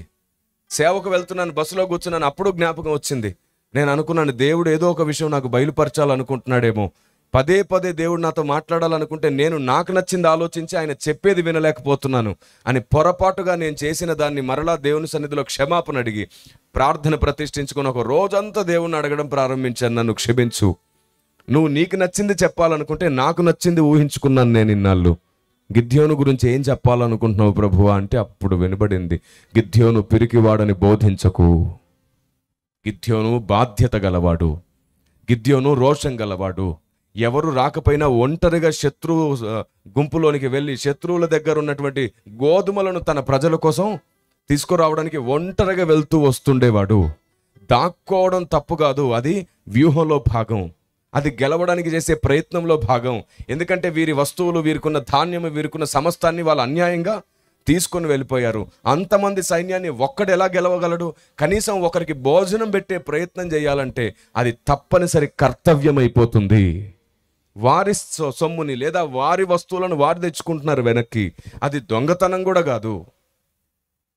దాగి దాగి చేస్తుంటే దొంగతనం అనుకోవద్దు అని అన్నాడు. ఇలా ఒక్కొక్క విషయాన్ని బయలుపరుస్తున్నప్పుడు, ఒక్కొక్క విషయం తెలుస్తున్నప్పుడు నా గుండెలు భారంతో నింపబడ్డాయి. అయ్యో, తాతల నాటి నుంచి ఇదే మాట్లాడుకుంటున్నాం కదా గిద్యోను గురించి. గిద్యోను పెరికివాడు కానీ ఆలోచించలేకపోయాం. దాక్కున్న ఒక్క కారణంతో గిద్యోను అంత మాట అనేసాం. గిద్యోను నిజంగానే రోషం గలవాడు, బలాఢ్యుడు, నిజంగానే. అందుకే ఆయన ఊరికే అనలేదు. పిరికివాడైన గిద్యోన్ని బలాఢ్యుడని పిలిచాడు దేవుడు, నిన్ను కూడా పిలుస్తాడు. రాంగ్. నేను అదే పొరపాటు చేశాను, అది తప్పు. గిద్యోను నిజంగానే ధైర్యవంతుడు. లేకపోతే శత్రు దండులోకి ఒంటరిగా వెళ్ళి అక్కడున్నటువంటి గోధుమలను తీసుకురావడానికి ప్రయత్నిస్తున్నాడు. అక్కడ ప్రజలకు పెట్టడానికే, పిల్లలకు పెట్టడానికే. తర్వాత కూడా అవిశ్వాసంతో ఏమి ఉండలేదు. ఆ గొర్రెబొచ్చును పెట్టి ఒకసారి ఒకలాగా మరొకసారి మరొకలాగా దేవుణ్ణి పరీక్షించాడు, చూశారు. అది కూడా అవిశ్వాసంతో కాదు, తనతో ఉన్న వారికి నమ్మకం కలిగించడానికి. దేవుడు నాకు చెప్పాడు శత్రు సైన్యాన్ని అప్పగిస్తాడని, దేవుడు నన్ను ఎంపిక చేసుకున్నాడు, యుద్ధము యెహోవాదే అవుతుంది అని చెబితే వారు నమ్మట్లేదని వారికి అర్థం అవ్వడానికి చేశాడు ఆ పని. తనలో విశ్వాసమున్న అవిశ్వాసుల్ని బలపరచడానికి గిద్యోను, దేవా ఒక్కసారి పరీక్షించనివ్వు, మరొక్క మారు అని అడుగుతూ పరీక్షించాడు. గిద్యోనికి నమ్మకం లేక కాదు, అనేకులకు నమ్మకం కలిగించడానికి. ఆ తర్వాత 30,000 మంది సైన్యం కంటే ఎక్కువ గిద్యోనుతో నడిచొచ్చారు. అంతకుముందు రాని వారు అప్పుడెందుకు వచ్చారు? కల్లారా అద్భుతాన్ని చూశారు, కల్లారా పరీక్షించినటువంటి దాన్ని చూశారు. ఇలా ఎందుకు న్యాయంగా ఆలోచించాం మనం? ఇలా ఎందుకు జాగ్రత్తగా ఆలోచించాం? ఎందుకు మనకు తొందరపాటు ఎక్కువ అంటే, ఇక్కడ బతికేద్దామనే భక్తి చేస్తున్న వారికి అక్కడ బ్రతకడానికి కావలసిన భయంతో కూడిన పరిశోధన ఎలా దొరుకుతుంది మీరు చెప్పండి? నేను రేపు ఉంటానో లేదో తెలియదు, ఎప్పటి వరకు బ్రతుకుతానో లేదో తెలియదు, ఏ రోజు దేవుడు నన్ను తీసుకెళ్ళిపోతాడో లేదో తెలియదు. మీరైనా నేనైనా ఎప్పుడు మన జీవితాలు ముగించబడతాయో తెలియదు కదా. ఎందుకు పంతాలు, పట్టింపులు, ఆవేశాలు? ఆయన చూస్తున్నాడు, వింటున్నాడనే భయం ఉంటే సరిపోయింది కదా. నేను ఒక్కటి చెప్తున్నాను, మనం కొన్నిసార్లు కొందరికి అపార్థం అవుతాం. లోకం కూడా మనల్ని కొన్నిసార్లు అవమానించవచ్చు, లేని నిందలు మన మీద వేయొచ్చు, మన స్నేహితులు కూడా మనల్ని వదిలేయచ్చు. ఒకటి మాత్రం గుర్తుంచుకోండి, ఆయన దృష్టిలో నీవు సరిగ్గా ఉన్నంత వరకు ధైర్యంగా నిలకడగా ఉండు. అందరి ముందు తలెత్తుతాడు ఆయన, అందరి ముందు నిలబెట్టి నిరూపిస్తాడు ఆయన. Praise the Lord. ఎవరు నిన్ను ఎలాగా తప్పుగా చిత్రీకరించినా నిలబడుండు. యోసేపును తప్పుగా చిత్రీకరించినప్పుడు అందరూ గుసగుసలాడి తప్పుగా మాట్లాడారు. భక్తులు అనేకులను ఎప్పుడైనా సరే సాతాను అవమానించిన ప్రతిసారి భక్తులు కూడా. అందుకే నేను ఒక పాట రాశాను. WCM TV గుడివాడ అనే ఛానల్లోకి మీరు వెళ్తే 3 పాటలు మీకు అందుబాటులో ఉంటాయి. నా పక్షమై సాక్ష్యం అనే ఓ పాట రాశాను. అందులో నేను అడుగుతాను, భ్రష్టుల మాటలు భక్తులు నమ్మితే భక్తులు సంఘములో నాటేది భ్రష్టత్వమే కదా అని. ప్రతిదాన్ని ఒకవేళ గుడ్డిగా నమ్మే స్వభావమే మనదైతే, ఒకవేళ కోరాహు వాదన న్యాయమైతే మోషే పక్షమున ఉండడం దేవుడే దోషియా? కోరాహు వాదన న్యాయమైతే మోషే పక్షాన దేవుడే దోషిగా ఉన్నట్ట అని అడిగాను. అందుకే మాటలు కల్పితాలు నమ్మడం కాదు, దేవుడు ఎటువైపు ఉన్నాడో చూస్తే అక్కడ న్యాయం ఉన్నట్టు, అక్కడ భక్తి ఉన్నట్టు. దేవునికి స్తోత్రం కలుగునుగాక. అందుకే మోషే అన్నాడు కదా కోరాహు అభిరాములను, రండి దేవుణ్ణి అడుగుదాము, దేవుడు నా పక్షమే ఉన్నాడు, దేవుడికి తెలియకుండా నేనేమి చేయలేదు, రండి అంటే వారు చేసిన పెద్ద తప్పు ఏంటంటే మేము రాము అన్నారు. ఈరోజుకి చాలామంది చేస్తున్న పని అదే, పంతాలు, పట్టింపులు, ఈగో ఎక్కువైపోయింది. ఒకప్పుడు ఈగో కేజీలే ఉండేదండి, ఇప్పుడు టన్నులు అయిపోయాయి. అందరికీ 10 టైర్ లారీ ఒకటి వేసుకొని తిరుగుతున్నారు. ప్రతి వాడికి ఒక 10 టైర్ లారీ ఉంది వెనకాల. అంత ఈగో, కదపడం చాలా ప్రమాదం, అంత ఈగో అన్నమాట. కాబట్టి పరిశుద్ధాత్మ దేవుని సహాయం అడుగుదాం. మనల్ని సంపూర్ణుని చేసేది, మనల్ని అధికారుల్ని చేసేది, మనల్ని బలవంతుల్ని చేసేది, మహిమలో నిలవబెట్టేది వాక్యం మాత్రమే, వాక్యంలో ఉన్న సత్యం మాత్రమే. ఇప్పుడు చెప్పండి, గిద్యోను పిరికివాడా? పిరికివాడైతే ఊర్లో దాక్కుంటాడు, పిరికివాడైతే తన ఊర్లో దాక్కుంటాడు. అంతేగాని శత్రువుల ఊర్లోకి వెళ్ళిపోయి గోధుమల్ని ప్రజల కోసం తీసుకొచ్చే పని పెట్టుకోడు. ఎవడైనా ప్రాణాన్ని కాపాడుకుంటాడు, అక్కడ ప్రాణాన్ని పనంగా పెడుతున్నాడు, కనబడితే చంపేస్తారుగా. గిద్యోనికి రోషం ఎక్కువ. అందుకే చూడండి, అవకాశం దొరికితే విడిచిపెట్టాడా? బలిపీఠాన్ని ఏం చేశాడు? స్తంభాలను ఏం చేశాడు? కూల్చేశాడు. ఎప్పుడు పోరాడాలనే తపనే ఎక్కువ గిద్యోనికి, భయపడే స్వభావం కాదు. ఒంటరిగా ఉన్నాడు, అందుకే ఆలోచిస్తున్నాడు సమయం కోసం. అలాంటి రోషగాన్ని క్రైస్తవ సమాజం, నా కుటుంబమైన క్రీస్తునందున్న మీరందరూ పిరికివాడు అని భావించారు ఇన్నాళ్ళు. ఇది పరిశుద్ధాత్మదేవుడు బాధపడుతున్నాడు. ఎందరో మహాపరిశుద్ధులు, భక్తులు, మనం వాళ్ళ పాదపరిచర్య చేయడానికి కూడా యోగ్యత సరిపోనంత గొప్ప వాళ్ళు కూడా ఈ విషయంలో పొరపాటుగానే మాట్లాడారు. నేనే మిమ్మల్ని ఒక మాట అడుగుతాను, నాకు చెప్పండి, ఏదైనా తోటలో ఎవరెవరు మోసపోయారని అడిగితే సండే స్కూల్ పిల్లోడు కూడా చెప్తాడు కదా, ఎవరెవరు మోసపోయారు కొంచెం గట్టిగా. అయితే బైబిల్లో అసలు ఆ మాటే లేదు. ఏదైనా తోటలో ఆదామవ్వలు ఇద్దరు మోసపోయారని బైబిల్లో లేదు, ఒక్కరే మోసపోయారంటే ఏదైనా తోటలో. తిమోతి పత్రిక 1వ పత్రిక 2వ అధ్యాయం 14వ వచనం మీరు చూడండి. అంటే జస్ట్ మీరు బైబిల్ చూస్తూ అన్నిటినీ వింటే ఎలా ఉంటుందో మీకు అర్థం అవడానికి ఈ ప్రశ్న అడిగాను. తిమోతి పత్రిక 1వ పత్రిక 2వ అధ్యాయం 14వ వచనాన్ని గమనించండి. ఇదేదో పెద్ద మర్మం కాదు, మనమే చూడకుండా విడిచిపెట్టిన సంగతి. మరియు ఆదాము మోసపరచబడలేదు గాని ఇప్పుడు చెప్పండి, స్త్రీ మోసపరచబడి అపరాధములో పడిన. ఇప్పుడు ఏదైనా తోటలో ఆదాము మోసపరచబడ్డా? కానీ మనకెందుకు అనిపించిందంటే పండిస్తే తిన్నాడు కదా, పండిస్తే తిన్నాడు కాబట్టి మోసపోయినట్టే అనుకున్నాం. మరి దేవుడు ఏదో చెప్పాలనుకుంటున్నాడు, దాని గురించి ఎందుకు ఆలోచించాం మనం? అందుకే చెప్తున్నాను, పై రూపంలో మనం కనబడిన దాన్ని బట్టి అభిప్రాయపడ్డం మానుకుందాం. మనం వెలుగు సంబంధులం. లోకం ఇప్పటికీ క్రైస్తవ్యాన్ని అపార్థం చేసుకుంటూనే ఉంది. అలాంటిది క్రైస్తవుడికి బైబిల్ కూడా అపార్థమైతే ఎలా చెప్పండి? అవును, నేను ప్రతిరోజు నేర్చుకుంటాను, మీరు ప్రతిరోజు నేర్చుకోండి. నేను ప్రతిరోజు మార్చుకునేవి మార్చుకుంటాను, మీరు ప్రతిరోజు మార్చుకోండి. ఒకరోజు ఆయన ముందు నిలబడినప్పుడు మన మీద ఆయన కిరీటాన్ని పెట్టి అందరి ముందు ఆయన చెప్పే రోజు రావాలి, నా ప్రాణమునకు ప్రియుడు, నా ప్రాణమునకు ప్రియురాలని దేవుడు మనకు సాక్ష్యం ఇచ్చే రోజు రావాలి. ఆమేన్. ఆయన పక్కన కూర్చునే అంత ధైర్యం, అంతస్తు, మహిమ దేవుడు మనకి ఇవ్వాలి. ఆయన ముందుకు వెళ్ళినప్పుడు ఆయన హత్తుకొని మనసారా ముద్దు పెట్టుకొని, నువ్వు భూమి మీద బ్రతికిన ప్రతి రోజును బట్టి నేను సంతోషించానని దేవుడు చెప్పే రోజు రావాలి. నేనే ఉండి చేస్తే ఏం చేస్తాను, నేనే ఉండి బోధిస్తే ఏం బోధిస్తాను, నువ్వు సరిగ్గా నా మనసును పసిగట్టి బోధ చేయగలిగావు, మాట్లాడగలిగావు, సేవ చేయగలిగావు అని ఆయన చెప్పే రోజు రావాలి. ఆయనే సింహాసనం దిగొచ్చి ఎదుర్కొని హత్తుకొని ముద్దాడే రోజు రావాలి. దేవునికి స్తోత్రం కలుగునుగాక. Praise the Lord. దానికోసం చాలా కష్టపడాలి. మోషేలాగా మన చుట్టూ దేవుడు మనల్ని వాడుకుంటాడని తెలిసి కూడా తమకు నచ్చని చాలా విషయాలను బట్టి మనల్ని ద్వేషించే వాళ్ళు చాలామంది ఉంటారు. స్నేహితుల్లో, బంధువుల్లో, సంఘంలో అందరినీ ఓర్చుకుంటూ విరిగి నలుగుతూ దేవునిలో జతపడి పని చేయాల్సి వస్తుంది. నువ్వు ఎంత గొప్పగా బ్రతికినా నిన్ను విమర్శించేవారు, దూషించేవాళ్ళు ఉంటారు. కారణం ఏమిటో తెలుసా? నువ్వు మండే దీపం అవ్వడానికి ఆ శోధన నీకు ఉంటుంది. అలాగా నీ యోగ్యత పెంచడానికి అవన్నీ అలా ఉంటాయి. అవును, భ్రష్టులు బ్రతుకున్నారు. కారణం ఏంటనుకున్నారు? భక్తుల్ని ఇంకా భక్తుల్ని చేయడానికే. వారి భ్రష్టనోరు, వారి వదరుబోతుతనం, వారి తొందరపాటుతనం, వారి ఆవేశాలు, వారు మాట్లాడే విధానం అన్నీ ఉన్నా సరే దేవుడు ఎందుకు చూస్తూ ఊరుకున్నాడంటే వారి వల్ల నువ్వు ఇంకా మండుతున్నావు కాబట్టి. Praise the Lord. విచిత్రం ఏమిటంటే మనం చేస్తున్న ఒక పెద్ద పొరపాటు, శ్రమలు వచ్చినప్పుడు, బాధలు వచ్చినప్పుడు, కష్టాలు వచ్చినప్పుడు ప్రార్థిస్తాం, ప్రభువా దీన్ని తొలగించు, తీసివేయి. వద్దు, అది పిరికి ప్రార్థన. మార్చేయండి ఆ ప్రార్థన. ప్రభువా దాన్ని తొలగించు కాదు, ఇక మీదట ప్రభువా దాన్ని ఎదిరించే శక్తి నాకు ఇవ్వు అని అడగండి. దాన్ని గెలిచే శక్తి నాకు ఇవ్వండి అని అడగండి. మనం పిరికి వారమై శ్రమను తొలగించమని అడగడం నేర్చుకుంటే శ్రమతో పోరాడలేం. అప్పుడు మనం వీరులము కాలేం, సైనికులం కాలేం. బైబిల్ సెలవిస్తుంది ఏమిటో తెలుసా? 8వ అధ్యాయం 17వ వచనం రోమా పత్రికలో అనుకుంటాను, అక్కడ అంటాడు, క్రీస్తుతో కూడా శ్రమ పడిన ఎడలా మనం క్రీస్తుతోడి వారసులము అని అంటాడు. క్రీస్తుతో శ్రమ పడితేనే వారసులమంట, సుఖపడితే కాదు. సేవకులమైన మాకు దేవుడిస్తున్నది సుఖము కాదు, ఆయన పనిలో సౌఖ్యం మాత్రమే. దేవుడు మాకు ఇస్తున్న కంఫర్ట్ అంతా కూడా సుఖమేమి లేదు, అంతా సౌఖ్యమే. మీకు అర్థమయ్యేటట్టు చెప్తాను. గడిచిన 12 సంవత్సరాలు దాటి ఇది 13వ సంవత్సరం. ఇన్ని సంవత్సరాల్లో టైంకి నేను నిద్రపోయింది లేదు, టైంకి పడుకున్నది లేదు, టైంకి తిన్నది లేదు. రాత్రంతా ప్రయాణాల్లోనే ఉంటాను. నిన్నటి రోజు కూడా వేరొక చోట వాక్యం బోధించి అక్కడ 12 గంటలకు బయలుదేరి తెల్లవారంతా ప్రయాణం చేస్తూ వచ్చాను నేను. దీన్ని సుఖం అంటారా? 12-13 సంవత్సరాల నుంచి సమయానికి నిద్ర లేక, సమయానికి భోజనం లేక, ఆరోగ్యం పాడవుతున్నా పట్టించుకోక, భయంకరమైన జ్వరం ఉన్న రోజుల్లో కూడా సభల్లో నిలబడి 2 గంటలు 3 గంటలు దేవుని పరిచర్యను జరిగించి మరలా అదే జ్వరంతో తిరిగి ప్రయాణాలు చేసిన రోజులు ఉన్నాయి.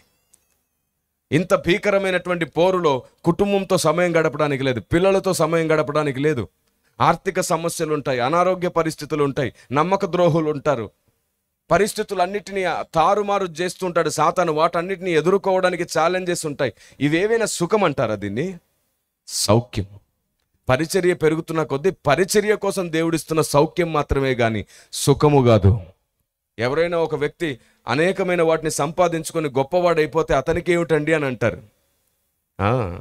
ఒకసారి అతనితో వారం రోజులు తిరిగి చూడు, తర్వాత ఇంకొకసారి అంటావు అతను గొప్పవాడండి అని. ఎంత చెట్టుకు అంతే గాలి ఉంటుంది, ఎప్పుడు మర్చిపోవద్దు. నా పిల్లలు చాలాసార్లు మా ఆవిడని అడిగారంట, మమ్మీ డాడీ ఎప్పుడు మాతో సమయం గడుపుతాడు అని. ఇంతకుముందే మా కూతురు మాట్లాడుతుంది, రేపు నాకు సెలవు, నేను విశాఖపట్నం మీటింగ్కి వచ్చేయినా అని అడుగుతుంది. సరిగ్గా 10 సంవత్సరాలు ఉంటాయి. వచ్చేస్తాను, నేను మీటింగ్లో మీతో ఉంటాను, నేను మిమ్మల్ని మిస్ అవుతున్నాను, కనీసం ఇలాగైనా డాడీతో టైం గడపొచ్చు కదా అంట. చిన్న సమయం దొరికినా సరే డాడీతో టైం గడపాలి. డాడీ ఏమో ఒక దగ్గర ఉండడు. ఏమండి, రీసెంట్గా నా పుట్టినరోజు సందర్భంగా నా కూతురు కొడుకు ఇద్దరు కూడా నాకు ఒక గిఫ్ట్ ఇచ్చారు. ఒక పాటని నాకు బహుమానంగా ఇచ్చారు.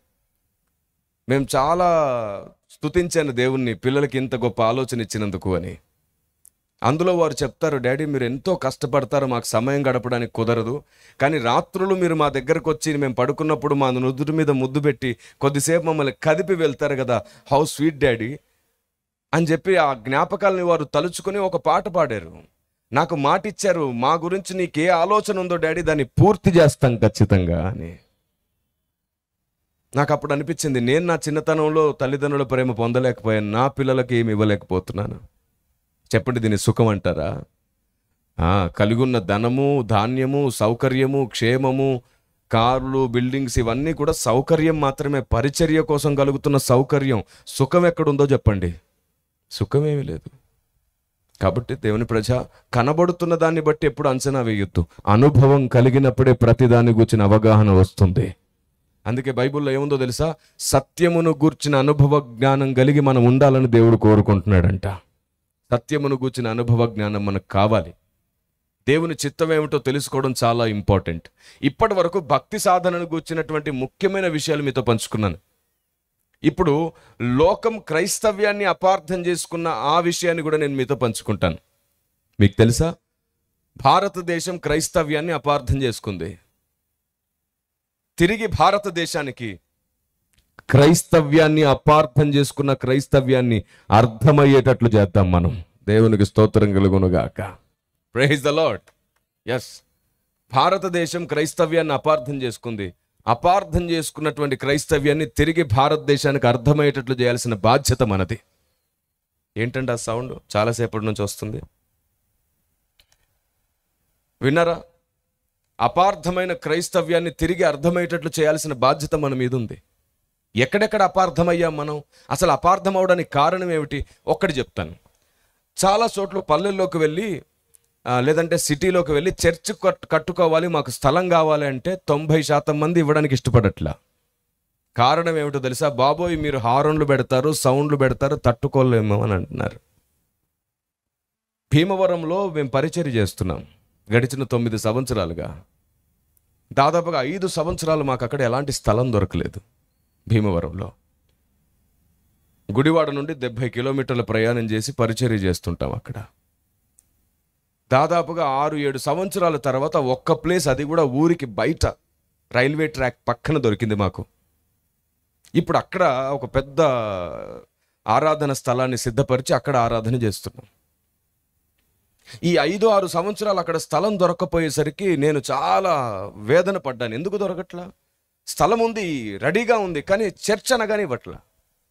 నాకు అప్పుడు అర్థమైంది, మనం ఈ విషయంలో అభ్యంతరపడుతున్నాం, అభ్యంతరాలు కలిగిస్తున్నాం. ఏమిటంటే చర్చెస్ మీద హార్న్స్ పెట్టడం తప్పు, లోపట ఆరాధన బయటికి వినబడ్డం తప్పు, లోపట ప్రసంగం బయటకు వినబడ్డం తప్పు. సంఘంకి ఇచ్చే హెచ్చరిక లోకానికి అక్కర్లేదు, లోకానికి సువార్త మాత్రమే కావాలి. 5 గంటలకు హారన్ మోగుతూ ఉంటుంది, మనం దాంట్లో ఏడ్చేస్తుంటాం, ప్రార్థనలు చేస్తూ ఉంటాం, మొరపెడుతుంటాం. భారతదేశానికి ఉదయం ఏడుపులు వింటే ఇష్టం ఉండదు. ఉదయం వాళ్ళకు సుప్రభాతం వినబడాలి, శుభం వినబడాలి, మంచి మాటలు వినబడాలి. ఏమిట్రా ఈ ఏడుపని వాళ్ళు బాధపడతారు. అందరికీ రక్షణ ఇవ్వ ప్రభు అని మనం ఏడుస్తాం. మన ఏడుపు వారికి అర్థం కాదు, వారి బాధ మనకు అర్థం కాదు. చర్చెస్ మీద హారన్ పెట్టడం తప్పు. ఒకవేళ హారన్ పెడితే సువార్త చెప్పేటప్పుడే ఆన్ చేయడం రైట్. కానీ ప్రతిదానికి మనం దాన్ని వాడుకోవడం ద్వారా మనకు తెలియకుండానే మన ఇంటి పక్కనో లేదా చర్చ్ పక్కనో క్రీస్తుని ఎరగని వాళ్ళు ఉంటే వాళ్ళకి అభ్యంతరాన్ని కలిగిస్తుంటాం, మనకు తెలీదు. ఒకరోజు నాకు స్వయంగా నేను ఒక చర్చిలో ఉపవాస ప్రార్థనలో వాక్యం చెప్పడానికి వెళ్ళాను. అప్పుడు జరిగింది ఏమిటో తెలుసా? ఉపవాస ప్రార్థన భయంకరమైనటువంటి స్థుతి జరుగుతుంది. 4 వైపులా వినబడేటట్లు పైన హారన్స్ ఉన్నాయి. దాదాపుగా 800 మంది పైనే కూర్చొని ఉన్నారు. చాలా పెద్ద చర్చ్ అది. ఆ హారన్స్ చుట్టూ వినబడిపోతున్నాయి. ఒక పెద్ద ఆయన వచ్చేసి ఆ డోర్ దగ్గర నిలబడి పాస్టర్ గారికి సైగ చేస్తున్నాడు. ఆయన కొద్దిసేపటికి ఆయన పిలిచాడు. ఏంటి అని అడిగాడు. కొంచెం సౌండ్ తగ్గిస్తారా సార్? కోడలు హాస్పిటల్ నుంచి వచ్చింది, చిన్న బిడ్డ, ఇంటికి తీసుకొచ్చాను సార్. పాపం తనకి తల్లి తండ్రి లేరు, అనాథ నా కోడలు. మేమే సమస్తమై తెచ్చుకున్నాము, అందుకే మా ఇంటికే తెచ్చుకున్నాము. కొంచెం సౌండ్ తగ్గిస్తారా సార్? బిడ్డ ఊరికే ఉలిక్కి పడిపోతున్నాడు సార్. ఆ అమ్మాయి కూడా ఇబ్బంది పడిపోతుంది సార్. కొంచెం తీసేయమనలేదు చూడండి. ఆ పెద్ద ఆయన తగ్గిస్తారా సార్ అని అడిగాడు. ఈ పెద్ద ఆయన కొంచెం పరిశుద్ధుడు అనమాట. ఏమనేసాడు తెలుసా ఆయన సేవకుడు? వెళ్ళు, మీ పెళ్ళిళ్ళు, మీ ఫంక్షన్లు, మీ పూజలు అయినప్పుడు మీరు సినిమా పాటలు పెట్టి పెద్దగా చేస్తే మేమేమైనా అన్నామా? ఇవి వింటే మీకు ఆశీర్వాదం, ఇది వింటే మీ దురాత్మలు పారిపోతాయి, ఇది వింటే మీకు ధన్యత వస్తుంది. వెళ్ళు, దేవుని మాటలు వెళ్ళు అని పంపించాడు. ఆయన కోపం వచ్చి వెళ్ళిపోయి 40 మందిని వేసుకుని వచ్చాడు. ఒక గంటకి 4 పైకి ఎక్కి ఆ 4 బాకాలను తీసి విరిచి అతని కాళ్ళ దగ్గర పడి వార్నింగ్ ఇచ్చారు. ఇన్నాళ్ళు ఏదో నీకు నువ్వు చేసుకుంటున్నావు అనుకున్నావు, ఇంత కష్టం చెప్పినా అర్థం చేసుకోలేకపోతున్నావు. నువ్వేం సేవకుడివి, నీ దేవుడేం దేవుడు, నీ భక్తి ఏం భక్తి. ఇంకొకసారి హారన్ పెడితే ఇప్పుడు హారన్లు విరిగాయి, రేపు నీ కాళ్ళు ఇరుగుతాయి అన్నారు. నేను స్టేజ్ మీదే ఉన్నా, చూస్తా ఉన్నా. గెస్ట్ స్పీకర్కి వెళ్ళాను కదా, నన్నేమన్నా అంటాడేమోనని. నువ్వైనా చెప్పడం చేత కదా అని అంటాడేమోని. కానీ నేను వానికి ఏమి కనబడలా, కూర్చొని ఉన్నాను సైలెన్స్గా, మొత్తం గమనిస్తూ ఉన్నాను. అప్పుడు నేను ఇంకా అన్నిటినీ గ్రహిస్తున్నాను, తెలుసుకుంటున్నాను, నేర్చుకుంటున్నాను అనుభవపూర్వకంగా. ఇప్పుడు చెప్పండి, ఈ చర్చెస్ మీద పెట్టే హారన్ వల్ల నష్టమా లాభమా? లాభం ఉంది 1%, నష్టం ఉంది 99%. లాభం ఏమిటి? ఒక సాక్ష్యం విన్నాం. ఒక సేవకుడు దాంట్లో పాట పాడుతుంటే, ఒక అభిషక్తుడు పాట పాడుతుంటే, రైల్వే ట్రాక్ మీద నడుచుకుంటూ వెళ్తూ చనిపోదాం అనుకున్నవాడు అది విని బ్రతికాడంట. మరి ప్రతి ఊరు పక్కన రైల్వే ట్రాక్ ఉందా? మరి ప్రతి చోట హారన్ పెడుతున్నాం మనం. చనిపోయే వారిని కాపాడాలనుకుంటే ఫిలిప్పులాగా కూడా దేవుడు పంపిస్తాడు, పరిగెత్తుకుంటూ వెళ్ళి కూడా కాపాడతారు.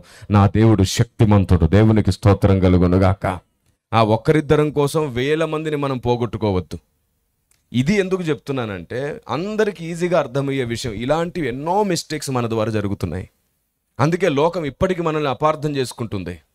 పౌలు యూదులు అతని సువార్తను అపార్థం చేసుకుంటారని చెప్పి సున్నతిని నిషేధించిన పౌలే శిష్యులకు సున్నతి చేయించాడు. ఎందుకంటే సున్నతి పొందుట యందు ఏమీ లేదు, పొందకపోవట యందు, కానీ ఈ కారణంతో సువార్త అడ్డగించబడకూడదు అనుకున్నాడు. ఆచారాలు సాంప్రదాయాల కంటే కూడా సువార్తకు దేవునికి ఎక్కువ విలువిచ్చినవాడు పౌలు భక్తుడు. దేవునికి మహిమ కలుగునుగాక. ఇంకా లోకం మనల్ని అపార్థం చేసుకున్న ఇంకొక విషయం కూడా నేను మీకు పరిచయం చేస్తాను.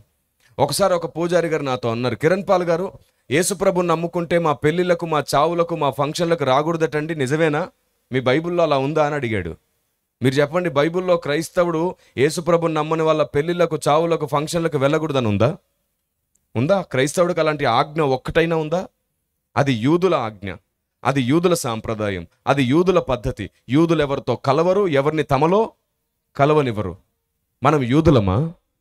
కాదు. క్రీస్తు యూదులలో నుండే వచ్చాడు, కానీ మనం క్రీస్తు నుండి వచ్చిన వారం. మనం యూదులం కాదు, మనం క్రైస్తవులం. గట్టిగా చెప్పొచ్చు కదా, ప్రైజ్ ద లార్డ్. మనం యూదులం కాదు, మనం క్రైస్తవులం. మనకు యూదుల కర్మకాండతో ఎలాంటి సంబంధం లేదు, యూదుల ఆచార సాంప్రదాయాలతో మనకు ఎలాంటి సంబంధం. పౌలు క్రైస్తవుడికి ఎలాంటి ఆచార సాంప్రదాయాలు ఇవ్వలేదు, కర్తవ్యాలు, బాధ్యతలు మాత్రమే ఇవ్వడం జరిగింది. మనకున్నవి ఆచార సాంప్రదాయాలు కాదు, కర్తవ్యాలు, బాధ్యతలు మాత్రమే. నా దగ్గర బాప్తిజం తీసుకున్న ఒక పెద్ద ఆవిడ తన చనిపోయే లోపు బైబిల్ని 40 సార్లు చదివేసింది. చనిపోయింది, మంచి భక్తి చేసింది. చనిపోయిన తర్వాత ఆమెను సమాధి చేయాల్సిన పరిస్థితి వచ్చినప్పుడు తన 2 కొడుకులు ఇంకా ప్రభుని నమ్ముకోలే, ఒక్క కొడుకే నమ్ముకున్నాడు. ఆ 2 కొడుకులు ఏమన్నారంటే, మా తల్లిని మా సాంప్రదాయం ప్రకారంగా సమాధి చేస్తామని అన్నారు. వాళ్ళ చిన్న కొడుకు నా దగ్గరకు వచ్చేసి, ఏమండి మనమైతే దేవుని నమ్ముకున్నాం, వారు నమ్ముకోలేదు, ఏం చేద్దాము? మా అమ్మ కూడా దేవుని నమ్ముకుంది, నేను వాళ్ళతో పోరాడుతున్నాను. అమ్మ దేవుని నమ్ముకుంది, దేవునికి నచ్చినట్లే సమాధి చేస్తానని అంటున్నాను నేను. లేదు లేదు, అమ్మను మాకు నచ్చినట్లు చేస్తామంటున్నారంట అన్నలు. ఏం చెయ్యాలని అడిగారు. వాళ్ళ అన్నలు అడిగారంట, మీ పాస్టర్ గారిని ఒకసారి అడుగు, ఆయన ఏమంటాడో అన్నారంట. నా దగ్గరకు వచ్చారు. వచ్చినప్పుడు నేను అన్నాను, గొడవెందుకు బ్రదర్? వారు సమాధి చేసినా మనం సమాధి చేసినా ఏ సాంప్రదాయంలో చేసినా ఆల్రెడీ ఆవిడ క్రీస్తుతో ముడిపడిపోయింది. నమ్మి బాప్తిస్మం పొందింది, క్రీస్తులో ఉంది, క్రీస్తుతోనే పూర్తిగా తన జీవితాన్ని సమర్పించుకుంది, తుది శ్వాస వరకు క్రీస్తుతోనే బ్రతికింది. ఇప్పుడు చనిపోయిన తర్వాత ఆ దేహాన్ని వాళ్ళు చేసినా మనం చేసినా ఏ సాంప్రదాయంలో చేసినా లేపేవాడు లేపక మానడు, ఖచ్చితంగా లేపుతాడు. ఆమేన్. సముద్రంలో ముంచబడి చనిపోయిన వాళ్ళు ఉన్నారు, అక్కడ లేపబడతారు. హతసాక్షులుగా కాల్చబడ్డ వారు ఉన్నారు, వాళ్ళు లేపబడతారు. యాక్సిడెంట్లో చనిపోయిన వారు ఎక్కడెక్కడో వాళ్ళు లేపబడతారు. ముక్కలు ముక్కలు చేయబడి సింహాలకు వేయబడ్డారు, వాళ్ళు లేపబడతారు. సాంప్రదాయం పద్ధతి ఏమిటని కాదు, వారు క్రీస్తునందుంటే ఖచ్చితంగా లేపబడతారు. దాని గురించి చింతించకండి అన్నాను. కాదు, మనం దేవుని నమ్ముకున్నప్పుడు మన పద్ధతిలోనే ఖచ్చితంగా చేయాలి కదా, ఇదే మానుకోండి అన్నాను. పర్లేదు, వారిని చేసుకొనివ్వండి. ఇదే మాట వాళ్ళ అన్నయ్యతో చెప్పాడు, పాస్టర్ గారు చేసుకోమన్నారు. నిజమా? ఒక్క మాటతోనే ఒప్పుకున్నాడా? ఒప్పుకున్నాడు. మీకు నచ్చినట్లు చేసుకోమన్నాడు. అదేమిటి నిజమా? ఇలాగే మా ఊర్లో ఇట్లాంటి పరిస్థితి వస్తే ఆ పాస్టర్ చాలా గొడవ చేశాడే, మధ్యాహ్నం వరకు గోల జరిగింది. చివరికి మాకు నచ్చిందే చేసుకున్నాం కానీ ఆ పాస్టర్ ఒప్పుకోలేదు. ఈయన ఎట్లా ఒప్పుకున్నాడు అని అన్నాడంట. ఒకసారి నేను అన్నాను, మీకు అప్పగించేస్తాను, మీకు నచ్చింది చేసుకోండి, కానీ స్టార్టింగ్ 1 గంట సమయం మాకు ఇవ్వాలి. మేము ప్రార్థన చేసి ఆ తర్వాత ఆవిడ్ని మీకు అప్పగిస్తాం. 1 గంట సమయం మీరు మా అందరితో ఉండాలి అన్నాను. ఖచ్చితంగా ఉంటామన్నారంట. ఒక మాటకే ఒప్పుకున్నాడు. మనల్ని అంత గౌరవించాడు, ఆయన మాటను కూడా గౌరవిస్తాం, మేము వచ్చి కూర్చుంటామని. అసలు చర్చ్ అంటేనే చిరాకు పడే వాళ్ళు కూడా వచ్చి కూర్చున్నారు ఆ రోజు. క్రైస్తవుడు అంటే కూడా చిరాకు పడే వాళ్ళు వచ్చి కూర్చున్నారు. ఏం చెప్తారో చెప్పండి విందామని. నేను మరణం గురించి, రక్షణను గూర్చి, దేవుని గూర్చి, మతమును గూర్చి, ఆచారాలను గూర్చి, పద్ధతులను గూర్చి, విశ్వాసమును గూర్చి, తిరిగి పునరుత్థానమును గూర్చి, వీటన్నిటిని గూర్చి మాట్లాడడం ప్రారంభించాను. దాదాపుగా 1 గంట సమయం కూర్చున్నారు కదలకుండా. 1 గంట సమయం గడిచింది. ప్రార్థన చేశాం, ఆవిడ్ని వాళ్ళకి అప్పగించేశాం, మేము వచ్చేసాం. అద్భుతం ఏమిటో తెలుసా? సరిగ్గా 6 నెలలు గడిచిన తర్వాత వాళ్ళు ఎప్పుడూ వాళ్ళ తమ్ముడి దగ్గరకు వచ్చిన చర్చిలోకి వచ్చి కూర్చొని వాక్యం వినడం స్టార్ట్ చేశారు. ఆ తర్వాత వాళ్ళ వదిన ప్రభువుని నమ్ముకున్నారు. ఆ తర్వాత వాళ్ళకి ఎప్పుడు ఏ సమస్య వచ్చినా ఫోన్ చేపించి ప్రార్థన చేసుకోవడం ప్రారంభించారు. ఇప్పుడు మెల్లిమెల్లిగా క్రీస్తుని ఆరాధించడం నేర్చుకున్నారు. Praise the Lord. మన మొండితనం యూదుల లాంటిదైతే ఎప్పటికీ ఆత్మల్ని రక్షించలేం, ఎప్పటికీ సువార్తను నిలబెట్టలేం. నువ్వు క్రైస్తవుడు అన్న విషయాన్ని మర్చిపోయావు కాబట్టి ఈ లోకం క్రీస్తుని, క్రైస్తవ్యాన్ని ద్వేషిస్తుంది. నిన్ను పెళ్లిళ్లకు, చావులకు, ఫంక్షన్లకు వెళ్ళకూడదని బైబిల్ చెప్పడం కాదు, మనుషులు మాత్రమే చెప్పారు. యూదుల్లాంటి ఆలోచనతో కొందరు పెద్దలు అవగాహన లోపంతో చెప్పిన మాటది. పెద్దలు గొప్పవారే, ఆ స్టేట్మెంట్ మాత్రమే అవగాహన లోపం మాత్రమే. అవును, మనం లోకులకు వేరుగా ఉండమని చెప్పాడు దేవుడు, చీకటికి వేరుగా ఉండమని చెప్పాడు దేవుడు, అజ్ఞానానికి, మూఢనమ్మకాలకు వేరుగా ఉండమన్నాడు. మనుషులకు వేరుగా ఉండమని కాదు, లోక మర్యాదకు దూరంగా ఉండమన్నాడు. అంతేగాని వారికి దూరంగా ఉండమని కాదు. పౌలు భక్తుడు అదే అంటాడు, అలాగా అందరికీ దూరంగా ఉండాల్సి వస్తే నువ్వు ఈ లోకాన్ని విడిచిపెట్టి వెళ్ళాల్సి వస్తుంది అని అన్నాడు. దేవుని ఆలోచన విధానం, భక్తుల ఆలోచన విధానం సరిగ్గా అర్థం చేసుకోలేదు. పౌలు లేఖనాలను ఆనాటి దినాల్లో అపార్థం చేసుకున్నారంట. ఈరోజు ఏకంగా బైబిల్ని కూడా అపార్థం చేసుకుంటున్నాం మనం. యేసు ప్రభుని నమ్మిన వారు, యేసు ప్రభుని నమ్మని వాళ్ళ పెళ్లిళ్లకు, చావులకు, ఫంక్షన్లకు వెళ్ళొచ్చు, ఎలాంటి నష్టం లేదు. కానీ ఒక కండిషన్, ఆ ఒక్కటి జాగ్రత్తగా చూసుకుంటే నువ్వు ఎక్కడికైనా వెళ్ళొచ్చు. ఇదే విషయం నేను ఒకసారి సేవకుల సదస్సులో చెప్పినప్పుడు చివరిలో ప్రశ్నోత్తరికి టైం ఇచ్చాం, ప్రశ్నలు అడగడానికి అవకాశం ఇచ్చాం. ఒక సేవకురాలు లేచి, అన్న మీరు చెప్పింది నిజమే, మేము ఇలాగ పొరపాటుగా ఆలోచించడం ద్వారా ఎందరో బంధువుల్ని పోగొట్టుకున్నామన్నా, ఎందరో స్నేహితుల్ని పోగొట్టుకున్నామన్నా, ఇప్పటికి వారు యేసు ప్రభువుని అంటే మా వల్లే వారు ద్వేషిస్తున్నారు అనిపిస్తుందన్నా. వాళ్ళ పెళ్లిలకు వెళ్ళలేదు, వాళ్ళ చావులకు వెళ్ళలేదు, వారు మమ్మల్ని బట్టి క్రీస్తుని ద్వేషిస్తున్నారు. నిజమే, మేము ఒక్క లాభం కోసం చూసాం కానీ ఇంతమందిని నష్టపోయాం, మేము చేసింది తప్పని మాకు అర్థమవుతుంది, కానీ మా దగ్గర పరిష్కారం కూడా లేదు. మీ దగ్గర పరిష్కారం ఉందా అని అడిగింది ఆవిడ. ఏమైందమ్మా, ఏంటి అసలు సంగతి అని అడిగాను. వాళ్ళ బాబాయ్ గారు చనిపోయారంట. చనిపోయినప్పుడు చావుకు వెళ్ళిందంట ఈవిడ. వెళ్ళినప్పుడు అసలు వీళ్ళు వంట ఎలా చేస్తున్నారో చూద్దాం, నేను తినగలుగుతానో లేదో చూద్దామని వంట చేసే స్కూల్లోకి వెళ్ళిందంట. స్కూలు ప్రాంగణంలో చాలా పెద్ద టెంట్స్ వేసి ఊరు మొత్తానికి వంట చేస్తున్నారు. ఎందుకంటే ఆయన ఆ ఊరికి సర్పంచ్గా ఉండి ఆ తర్వాత కొన్నాళ్ళ వరకు ఆ గ్రామంలో చాలా మందికి సేవ చేశాడంట. సో ఆయన ఒకసారి సర్పంచ్గా ఉండి గ్రామానికి ఎంతో మేలు చేయడమే కాకుండా పేరు పొందినవాడు ఆ ఊర్లో. సో చనిపోయాడు. ఊరందరూ వస్తున్నారు, చాలా గొప్పగా జరుగుతుంది, అందరికీ వంటలు చేస్తున్నారు. అక్కడికి వెళ్ళి చూసిందనమాట ఈవిడ. చూస్తే ప్రతి పొయ్యికి పూజ చేసిందంట. ప్రతి పొయ్యి దగ్గర అగరొత్తులు ఉన్నాయంట. ప్రతి పొయ్యి దగ్గర కుంకుమ పసుపు ఉందంట. ఇప్పుడు ఆవిడ అనిందన్నా, పొయ్యికి పూజ చేశారు, పూజ చేసిన పొయ్యి మీద వంట చేశారు, నేను తినొచ్చా అన్నా అని అడిగింది. ఏం చేసి వచ్చావమ్మా అన్నాను నేను. తినకుండానే వచ్చేసానన్నా అనింది. ఎప్పుడైనా వాళ్ళు నీ ఇంటికి మరలా వచ్చారమ్మా, నిన్ను ఎప్పుడైనా పిలిచారన్నా? లేదన్నా, ఆ రోజు నుంచి నన్ను ఎప్పుడు పిలవకుండా వాళ్ళు పిలవడమే మానేశారన్నా. మొన్న నా కూతురికి సంబంధించిన బర్త్డే జరిగితే కూడా పిలిస్తే రాలేదన్నా. రారమ్మా, చనిపోయేదాకా ఇంకా వాళ్ళు నీ దగ్గరికి రారు, నిన్ను వాళ్ళు పిలవరు. అదేంటన్నా, పూజ చేసిన పొయ్యి మీద వంట ఎలా తినాలన్నా నేను అడిగింది ఆవిడ. అమ్మ సరిగ్గా ఆలోచించు, క్రైస్తవుడికి నిషిద్ధమైనది ఏమిటో బైబిల్ క్లియర్గా చెప్పింది. బలి నైవేద్యములు నిషిద్ధం. ఏదైనా ఒక రూపం ముందు బలిగా అర్పించింది నిషిద్ధం, తర్వాత నైవేద్యంగా పెడితే నిషిద్ధం అని మాత్రమే ఉంది. కానీ పొయ్యికి పూజ చేస్తే నీకొచ్చిన నష్టం ఏమిటి అంటే, అదేమిటన్నా పొయ్యికి పూజ చేస్తే ఎలా తింటాను అని అడిగింది. నీ లాజిక్ తప్పమ్మా, నీలాంటి లాజిక్ 2 విషయాలు అడుగుతాను, నాకు సమాధానం చెప్పు. చెప్పండి అన్నా అనింది. పొయ్యికి పూజ చేసి దాని మీద వంట చేస్తేనే తినకూడదన్నది నిజమైతే, భారతదేశంలో 90% మంది రైతులు భూమి పూజ చేసినాకే వరి పండిస్తున్నారమ్మా. ఆ లెక్కన నువ్వు ఏం తినకూడదు అన్నాను. ఎందుకు ఆ సిగ్గుపడతా భయపడతా? మీరు చేస్తే పక్కన వాళ్ళు కూడా సిగ్గుపడకుండా స్తుతించేటట్లు చేయాలా? Praise the Lord. ఏదైనా ఒక వాస్తవం అందరూ గుర్తించాలనుకుంటే అందరూ కలిసి ఆర్భాటించడం నేర్చుకోవాలా? మీరు చెప్పండి, రైతు భూమి పూజ చేయకుండా వరి పండిస్తాడా? మనం తెచ్చుకునే బియ్యం సంచుల మీద ఎవరిష్టం దైవం ఫోటోలు ఉంటాయి. మరి తెచ్చుకుంటున్నావుగా, మరి రైస్ తింటున్నావుగా, అప్పుడు రాలేదా సమస్య? మనం రెస్టారెంట్స్కి వెళ్ళినప్పుడు లోపల ఉన్నవాడు పూజ చేయకుండానే వంట చేస్తాడంటావా?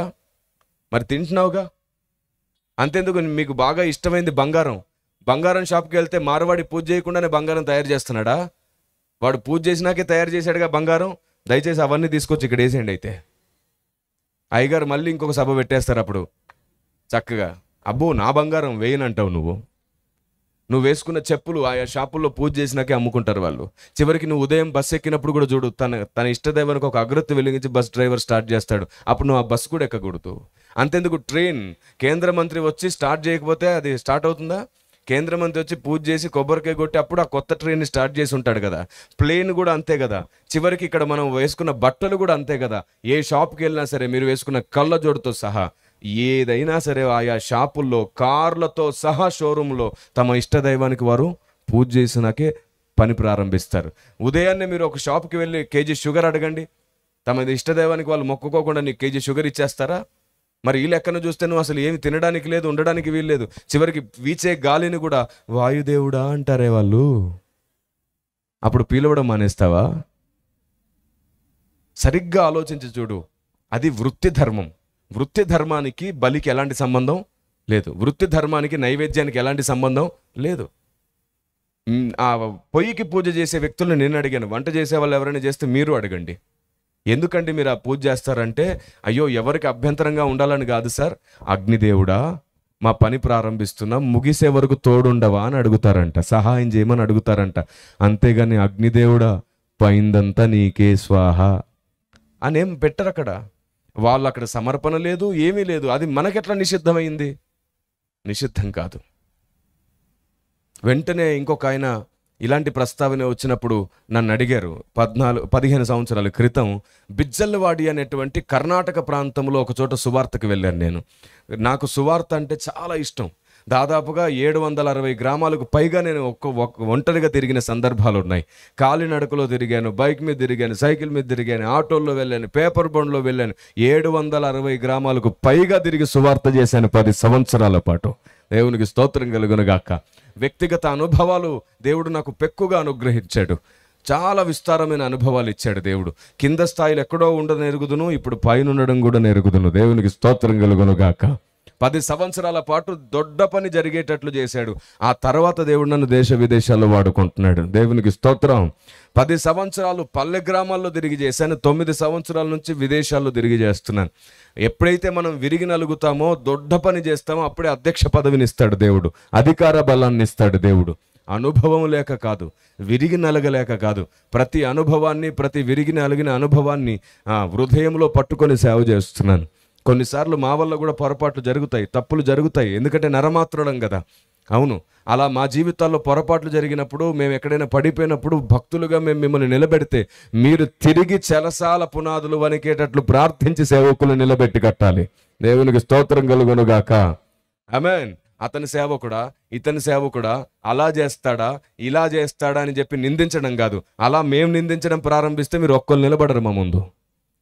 వాళ్ళు విశ్వాసులు అంటే ఇలా ఉండాలి, అలా ఉండాలని మేమంటే ఒక్కరు నిలబడతారా? కాదు. మీరైనా, నేనైనా, మనం ఎవరమైనా సాతాను చేత శోధింపబడ్డప్పుడు, పడిపోయినప్పుడు, తప్పు చేసినప్పుడు, అజ్ఞానంగా ప్రవర్తించినప్పుడు, ఏదైనా పొరపాటు చేసినప్పుడు తిరిగి మండించే బాధ్యత సంఘానిది. ఎక్కడైనా సాతాను చెరసాలలో భక్తులు బంధించబడితే విడిపించాల్సిన బాధ్యత సంఘానిది. మిమ్మల్ని కట్టే పని మాదైతే, మేం పడినప్పుడు నిలబెట్టే పని మీరు తీసుకోవాలి. అలాంటి సంఘాలు నిలబడాలి. అలాంటి రోషం కలిగిన ప్రార్థనా వీరులు కావాలి. అలా అందరినీ అన్ని కోణాల్లో అర్థం చేసుకునే వీరులైన భక్తులు కావాలి. Praise the Lord. ఆమేన్. ఒకసారి ఇలాంటి సందర్భమే వచ్చింది. ఆ బిజ్జలవాడి అనే ప్రాంతానికి వెళ్ళినప్పుడు నేను సువార్తకు వెళ్తే ఒక ఆయన వచ్చి నా కాలర్ పట్టుకున్నాడు గట్టిగా.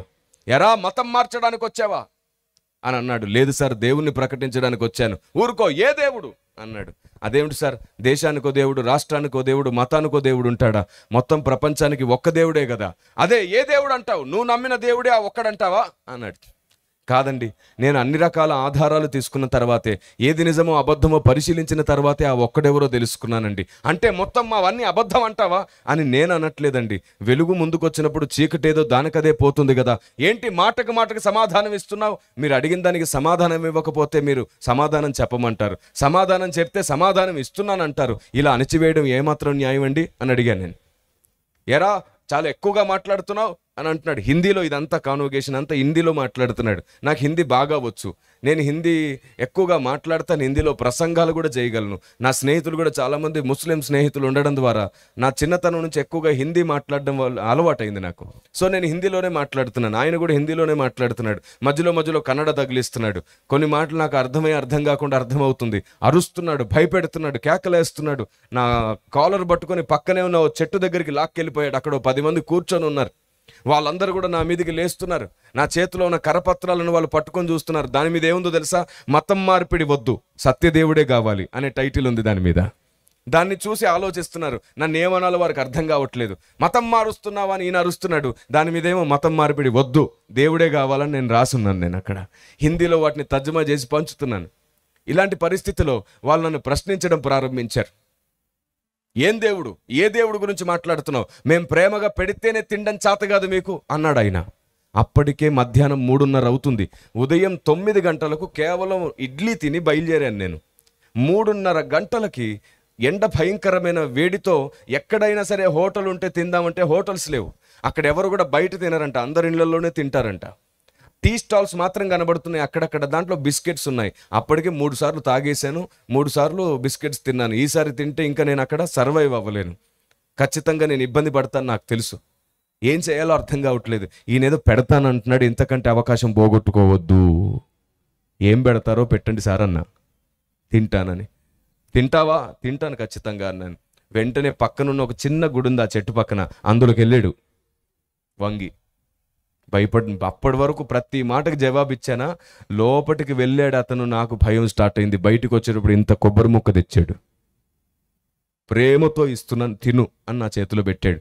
చెయ్యి గడగడ వణుకుతుంది. ఎందుకంటే నేను తినకూడని వస్తువు నా చేతుల్లో ఉంది. బలిగా అర్పించింది కానీ, నైవేద్యంగా సమర్పించింది కానీ తినొద్దని బైబిల్ చెప్పింది. ఏం చేయాలో అర్థం కావట్లేదు. నేను తినకపోతే ఆయన బాధపడతాడు.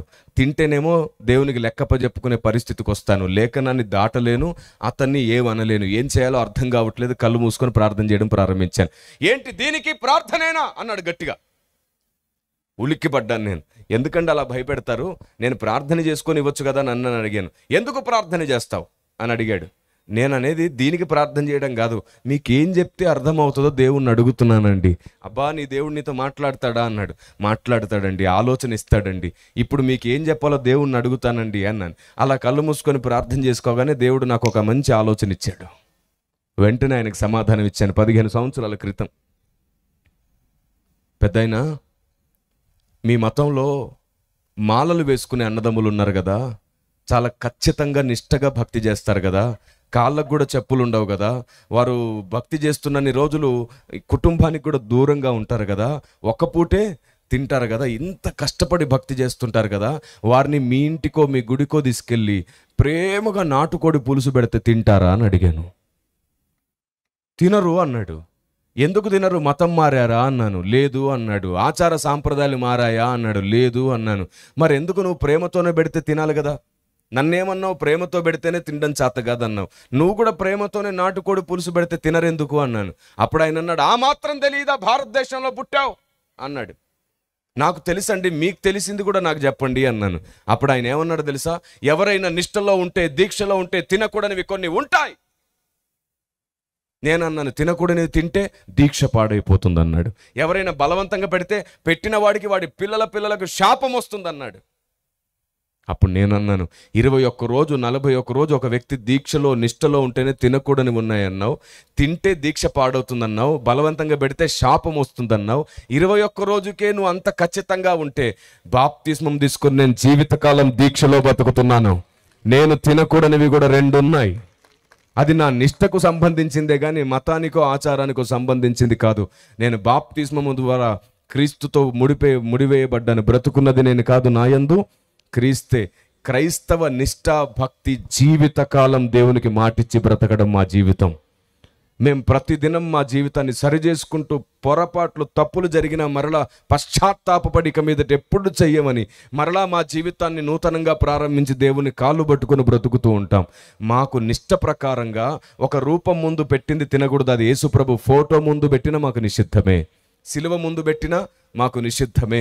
ఏ రూపమును నా రూపంలో చేసుకోవద్దని చెప్పాడు ఆయన. బలిగా అర్పించిన, నైవేద్యంగా అర్పించిన ముట్టలేం. మీ ఇంటికి తీసుకెళ్లి కారంతో పెట్టిన తృప్తిగా తిని మిమ్మల్ని దీవిస్తాడు క్రైస్తవుడు. ఇది క్రీస్తు ప్రేమ, క్రీస్తు భక్తి. దేవునికి స్తోత్రం కలుగునుగాక. ఆమేన్. ఇప్పుడు చెప్పండి, మనము ప్రసాదాలు తినకపోవడానికి మతం మార్పిడి కారణమా? కాదు. దేవుడు ఆత్మయ్య ఉన్నాడు గనక ఆయన్ని ఆరాధించేవారు ఆత్మతో సత్యముతో ఆరాధించాలి. కాబట్టి నిష్టలో ఉన్న మన నిష్ట, మన దీక్షకు ఒక రూపం ముందు పెట్టిన బలి నైవేద్యములు నిషిద్ధం. అంతే. మనం ఎవరింటికైనా వెళ్ళి వారు ఏది పెట్టినా తినొచ్చు. వారు ముస్లిమ్స్ అయినా తినొచ్చు, హైందవులైనా తినొచ్చు. మనం వారితో కలిసి ఉండొచ్చు, వారి పెళ్ళిళ్ళకి వెళ్ళొచ్చు, వారి ఫంక్షన్లకు వెళ్ళొచ్చు. మనం ఏం ముట్టకూడదో ఏం తినకూడదో వారికి అర్థమయ్యేటట్టు చెప్పండి. వారు పొరపాటుగా బలవంతం చేయరు. వెంటనే ఆయన ఏం చేశాడు తెలుసా? నువ్వు నిష్టలో ఉన్నావా బాబు, నీ నిష్ట ప్రకారం ఏమి ముట్టకూడదు తినకూడదా? అయ్యి బాబోయ్ అని చెప్పేసి ఆ ముక్క తీసేసుకొని జేబులు వేసేసుకున్నాడు. కొబ్బరి ముక్క జేబులు వేసుకొని ఏమన్నాడు తెలుసా? దయచేసి నన్ను క్షమించు, నీ దేవుడు నన్ను ఏం చేయకుండా ప్రార్థన చేయన్నాడు.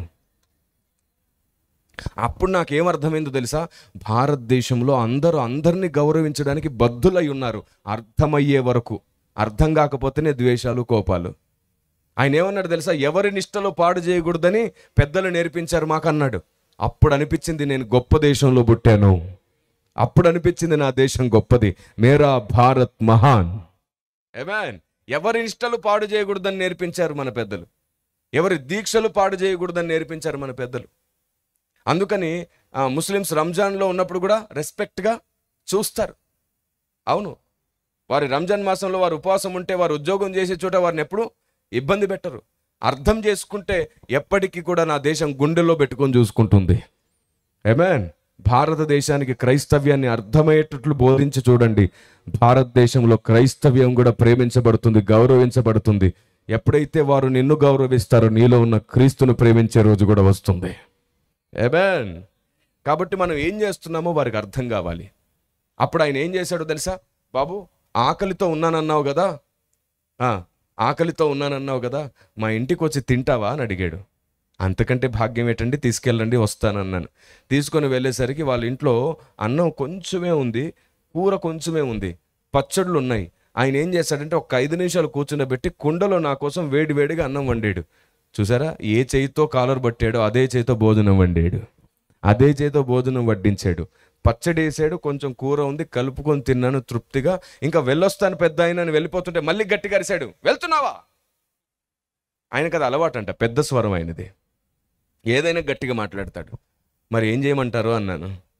తిన్న తర్వాత దీవించిపోవాలి, దీక్షలో ఉన్నవాళ్ళు నన్ను దీవించిపో అన్నాడు. ఇంకా అంతకు మంచి అవకాశం వస్తే వదులుకుంటానా నేను? దేవా నీకు స్తోత్రం. వెంటనే సరేనండి ప్రార్థన చేస్తానన్నాను. ఎంతసేపు 30 సెకండ్ల లోపు, నిమిషం లోపే ప్రార్థన చేశాను, అంతకు మించి చేయలేదు. మీకు అవకాశం వస్తే ఏం చేస్తారో తెలియదు. ఆదికాండం నుంచి ప్రకటన గ్రంథం, వాడు ఇంకోసారి ప్రార్థన అన్నాడు.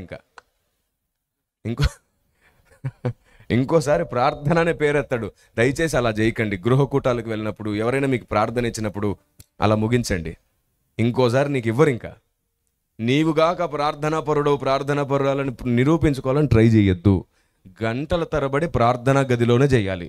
వేదికల మీద వచ్చినప్పుడు సమయాన్ని గుర్తుంచుకోవాలి, దృష్టించుకోవాలి. దేవునికి మహిమ కలుగునుగాక. ఆమెన్. Praise the Lord. అప్పుడు వెంటనే ప్రార్థన చేశాను, ప్రభువా ఇంటికి రక్షణ ఇవ్వు, వీరికి మీ సహాయం చేయి, వీరికి ఎలాగైనా అర్థమవ్వు, వీరికి కృపను చూపించు, వీరి కష్టంలో సహాయం చేయి, ప్రేమ కలిగి వీరున్నారు, అందుకు బట్టి నేను స్తుతిస్తున్నానని ప్రార్థన చేసి వచ్చాను. సరిగ్గా ఆ తర్వాత ఒక నెల రోజులకి నేను ఉండే ఏరియాకి వచ్చాడు ఆయన. ఆ పల్లెలో నుంచి సెంటర్కి వచ్చాడు. అక్కడ సంతలు జరుగుతున్నప్పుడు అన్ని పల్లెలు ఒక చోటుకు వస్తుంటాయి అన్నమాట. నేను కరెక్ట్గా మెయిన్ మండలంలో ఉన్నాను. నా దగ్గరకు వచ్చాడు, ఫోన్ చేశాడు. నేను ఇంటికి తీసుకెళ్ళాను, టీ పెట్టించాను. మాట్లాడుతూ నా సాక్ష్యమంతా చెప్తే ఏడ్చేశాడు. నీ దేవుడు ఎంత గొప్పవాడు, అంత భయంకరమైన పరిస్థితి నుంచి నిన్ను ఈ పైకి లేవనెత్తాడా అన్నాడు. తర్వాత మరలా ఒక 2 నెలలకు మళ్ళీ వచ్చాడు. ఈసారి వాళ్ళ అబ్బాయితో కలిసి వచ్చాడు. వాళ్ళ అబ్బాయి ఉన్నప్పుడు నేను మరలా సువార్త చెప్పాను, మాట్లాడాను, దేవుడు అంటే ఏంటో చెప్పాను, మతం అంటే ఏంటో చెప్పాను, క్రైస్తవ్యం ఎలా అపార్థం చేశారో చెప్పాను. అసలు క్రైస్తవ్యంలో మతం మార్పిడి అనడానికి కారణం కొన్ని సాంప్రదాయాలు మార్పిడియే. మాలో చాలామంది పెద్దలు తెలియక చేసిన మిస్టేక్స్ ఇప్పటికీ సువార్తకు ఆటంకంగా ఉంది. అది మనుషులు చేసిన తప్పే కానీ బైబిల్ అలాగా చెప్పట్లేదు. జస్ట్ మీరు అర్థం చేసుకుంటే సరిపోతుంది. ఎందుకంటే ప్రతి చోట పెద్దలు ఇలాంటి మిస్టేక్స్ చేశారు. పెద్దల్లో పొరపాటు ఉండొచ్చు కానీ పెద్దలే పొరపాటు కాదు. వారు నేర్పిన భక్తి ఈ రోజుకి మనం బాగున్నాము అని చెప్పాను. అన్నిటినీ బ్యాలెన్స్ చేసి మాట్లాడడం వాళ్ళకు బాగా నచ్చింది. మరలా ఒకసారి వాళ్ళ ఇంటికి పిలిపించారు, వాళ్ళ ఆవిడికి బాగోలేదు. అక్కడ చిన్న స్తుతి ప్రార్థన చేశాం. అలా సంవత్సరం తర్వాత అతనికి వాళ్ళ ఆవిడికి నేనే బాప్తిస్మం ఇచ్చాను. Praise the Lord. ఆ తర్వాత వాళ్ళ అబ్బాయి, వాళ్ళ భార్య కూడా, అంటే వాళ్ళ కోడలు కూడా బాప్తిసం తీసుకున్నారు. ఇప్పుడు వాళ్ళ అబ్బాయి సువార్థికుడు కర్ణాటకలో. అలాంటి పరిస్థితి వస్తే మీరేం చేసేవారో నాకు తెలియదు కానీ ఇలాగా నడుచుకున్నప్పుడే కొందరిని మనం కాపాడుకోగలుగుతాం. నేను తినను, ఆకాశం నుంచి ఊడిపడ్డాను అన్నట్టు ప్రవర్తించొద్దు. పాము వంటి వివేకం, పావురం వంటి నిష్కపటం కలిగి లేఖనానికి అడ్డెళ్ళకూడదు, ఆత్మదేవునికి అడ్డెళ్ళకూడదు, సువార్తకు అడ్డెళ్ళకూడదు. అలాగూ జాగ్రత్తగా మన అడుగులు మనం వేసుకుంటూ వెళ్ళగలిగితే అపార్థమైన క్రైస్తవ్యం భారతదేశానికి ఖచ్చితంగా అర్థమయ్యే రోజు ఒకటి వస్తుంది. దేవునికి స్తోత్రం కలుగునుగాక. అప్పుడు ఏ సువార్తికుని కష్టం వృధా కాదు, ఏ సేవకుని కన్నీరు వృధా కాదు. నేను చెప్తున్నాను, ఒక్కొక్క విశ్వాసి మీరు 1000 మందిని రక్షణలోనికి నడిపించగలుగుతారు. Praise the Lord. ఈరోజు దేవుణ్ణి అడగండి, ప్రభువా నేను చనిపోయేలోపు 1000 మందిని నీ కొరకు సంపాదించే కృప నాకు ఇవ్వు ప్రభువా అని. అర్థమయ్యేటట్లు సువార్త చేయడానికి నేను దాదాపుగా 16 పుస్తకాలు రాశాను. పుస్తకాలు ఉన్నాయా? రైట్. నేను 16 పుస్తకాలు రాశాను. అందులో 7 రకముల పుస్తకాలు ఇక్కడ ఉన్నాయి. దాంట్లో భాగంగా లోకం మనల్ని చాలా ప్రశ్నలు అడుగుతుంది. ఇలాగే ఈ ప్రశ్నలన్నిటికీ సమాధానం చెప్పడానికి ఇదిగోండి ఇక్కడ ప్రపంచమంతటా నిజదేవుని ముద్ర అనే పుస్తకం ఉంది. దేవుడు ఒక్కడైతే ఇన్ని దేశాలు ఎందుకు, ఇన్ని మతాలు ఎందుకు, ఇన్ని సాంప్రదాయాలు ఎందుకు, ఇన్ని ఆలోచనలు ఎందుకు, ఇన్ని యుద్ధాలు ఎందుకు? ఆ ఒక్కడిని గురించి ఒక చోట మాత్రమే ఉందా? అన్ని చోట్ల లేదా? ఆయన కేవలం ఇజ్రాయిల్ దేశానికి దేవుడు మాత్రమేనా? అన్ని దేశాలకు దేవుడైతే అన్ని చోట్ల ఎందుకు ఆయన గుర్తులు లేవు, ఆయన ఆధారాలు లేవని అడిగినప్పుడు ఆ ప్రశ్నకు సమాధానం ప్రపంచమంతట నిజదేవుని ముద్ర అనే ఈ పుస్తకం. అంత మాత్రమే కాకుండా లోకం అడుగుతున్నటువంటి అనేక ప్రశ్నలు ఉన్నాయి. లోతును గూర్చి, బైబిల్లో ఉన్నటువంటి చాలా సంగతులను గూర్చి, క్రైస్తవుడు ముగ్గెందుకు వేయడు అని, క్రైస్తవుడు అలా ఎందుకు చేయడు, ఇలా ఎందుకు చేయడని, క్రైస్తవుడు ఎందుకని దర్గాకు రాడు, క్రైస్తవుడు ఎందుకు గుడికి రాడు, మేము మీ చర్చికి వస్తాం కదా, ఇలా ఎన్నో ప్రశ్నలు అడుగుతుంటే వాటికి అన్నిటికీ సరి అయిన సమాధానం లోకానికి చెప్పాలి. వారికి కోపం, ఆవేశం కలిగేటట్లు కాదు, ఆలోచన కలిగే జవాబులే చెప్పాలి. అలాంటివి పుస్తకంలో ఉన్నాయి. దీని పేరు వ్యతిరేక ప్రశ్నలు. ఇందులో ఉన్నటువంటి జవాబులను మీరు సరిగ్గా తెలుసుకోగలిగితే మీరు పనిచేసే చోట మీ బంధువులకు, స్నేహితులు అందరికీ సరిగ్గా జవాబు ఇవ్వగలుగుతారు. అంత మాత్రమే కాకుండా ఇదిగో ఇక్కడ ఇంకో పుస్తకం ఉంది, దీని పేరు సనాతన సత్య పరిరక్షణ. చారిత్రాత్మకమైన ఆధారాలతో 600 ప్రశ్నలకు ఇందులో జవాబులు ఉన్నాయి. తప్పకుండా మీరు ఈ పుస్తకాలని సంపాదించుకుంటే దాదాపుగా 800 ప్రశ్నలకు మీకు 3 పుస్తకాలు జవాబులు చెబుతాయి. లోకానికి ఎలా జవాబు చెప్పాలో మీకు అర్థమవుతుంది. అంత మాత్రమే కాకుండా మీ ఆత్మీయ జీవితాన్ని బలపరచుకోవడానికి ఈ పుస్తకం. మనం పరలోకంలో బంధించగలుగుతాం, భూలోకంలో విప్పగలుగుతామని విన్నాం, కానీ ఏం బంధించాలో ఏం విప్పాలో తెలియదు. మన ప్రార్థన జీవితాన్ని అంత సామర్థ్యతతో ఎలా కట్టుకోవాలో తెలియదు. ఈ పుస్తకంలో ఉంది. దీని పేరు విశ్వ న్యాయస్థానం. నా పుస్తకాలన్నీ కూడా ఇలా మల్టీ కవర్ పేపర్తో ప్రింట్ చేసామన్నమాట.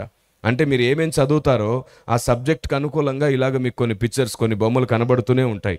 నా 16 పుస్తకాలన్నీ ఇలాగే ఉన్నాయి. తప్పకుండా వీటిని మీరు సంపాదించుకోండి. ఎందుకని నా పుస్తకాలు ఇంత అందంగా డిజైన్ చేయించాల్సి వచ్చింది అంటే, సైకలాజికల్గా మనం ఏదైనా సరే చూస్తూ చదివితే త్వరగా మర్చిపోం. ఆ బొమ్మ గుర్తుకు రాగానే సబ్జెక్టు కూడా గుర్తుకు వస్తుంది. మనం జ్ఞానం మర్చిపోయేటట్లు చేయడం సాతాను పని. వాడు చేస్తున్నటువంటి విష ప్రయత్నానికి విరుగుడు ప్రయత్నం నేను చేసినటువంటి ప్రయత్నం. కాబట్టి తప్పకుండా చిన్నలు పెద్దలు అందరూ అర్థం చేసుకునేటట్లు దేవుని జ్ఞానాన్ని ముద్ర వేశాం. దీని పేరు అదృశ్య దేవుడు. ఆయన సమీపించడానికి తేజస్సులో ఉన్నాడు. దేవదూతలు కూడా ఆయన్ని చూడకుండా రెక్కలతో ముఖాన్ని కప్పుకొని స్తుతిస్తారు.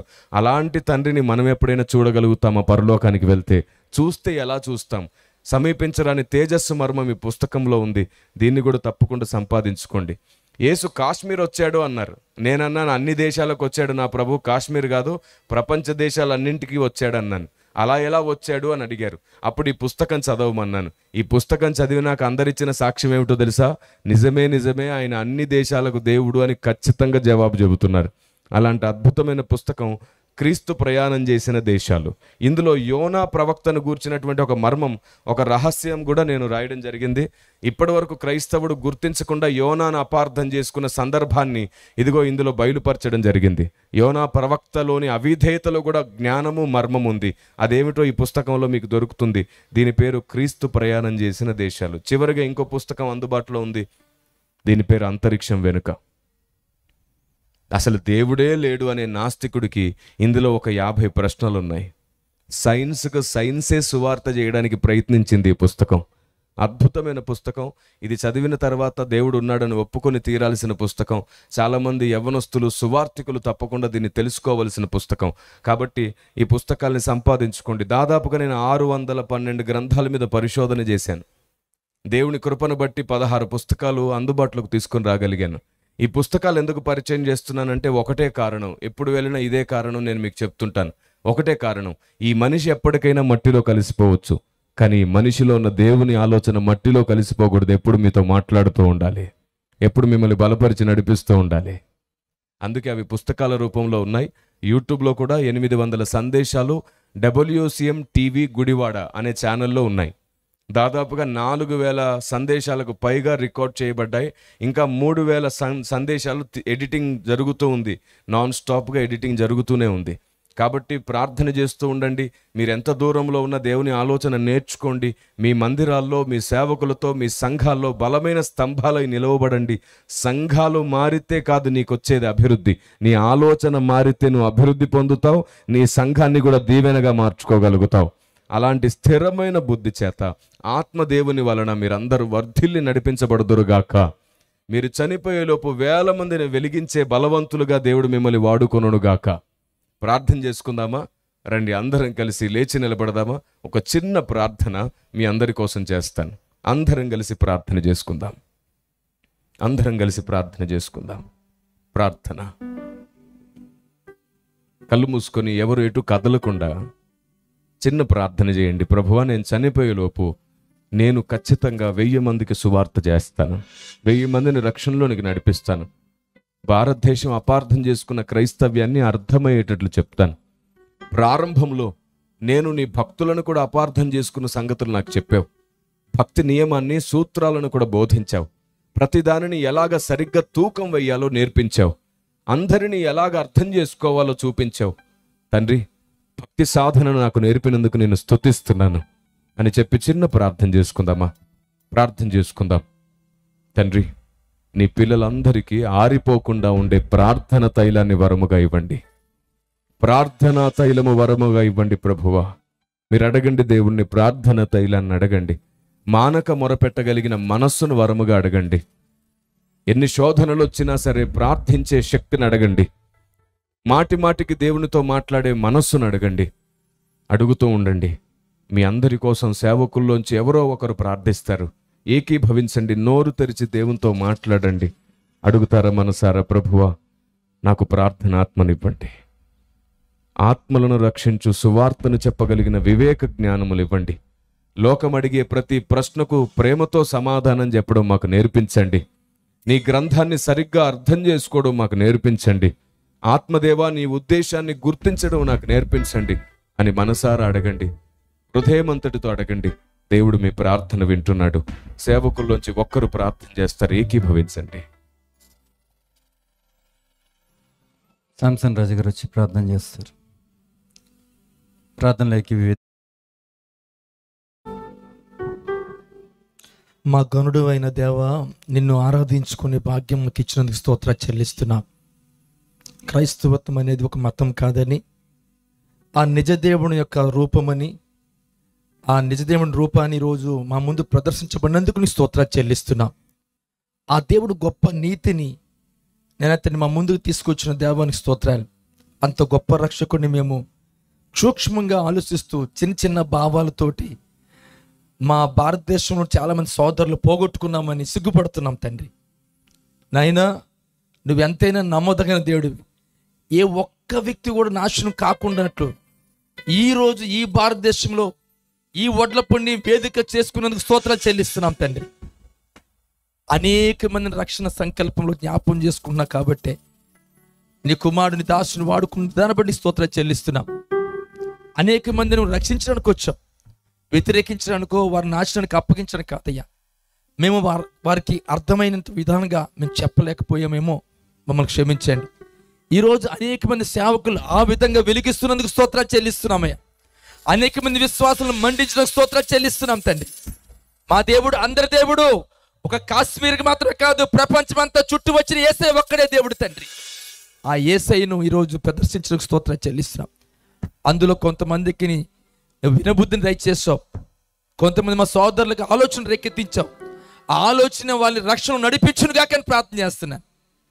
ఆ దేవుడు తండ్రి అనేక మంది కోసం రక్తం గచ్చాడు.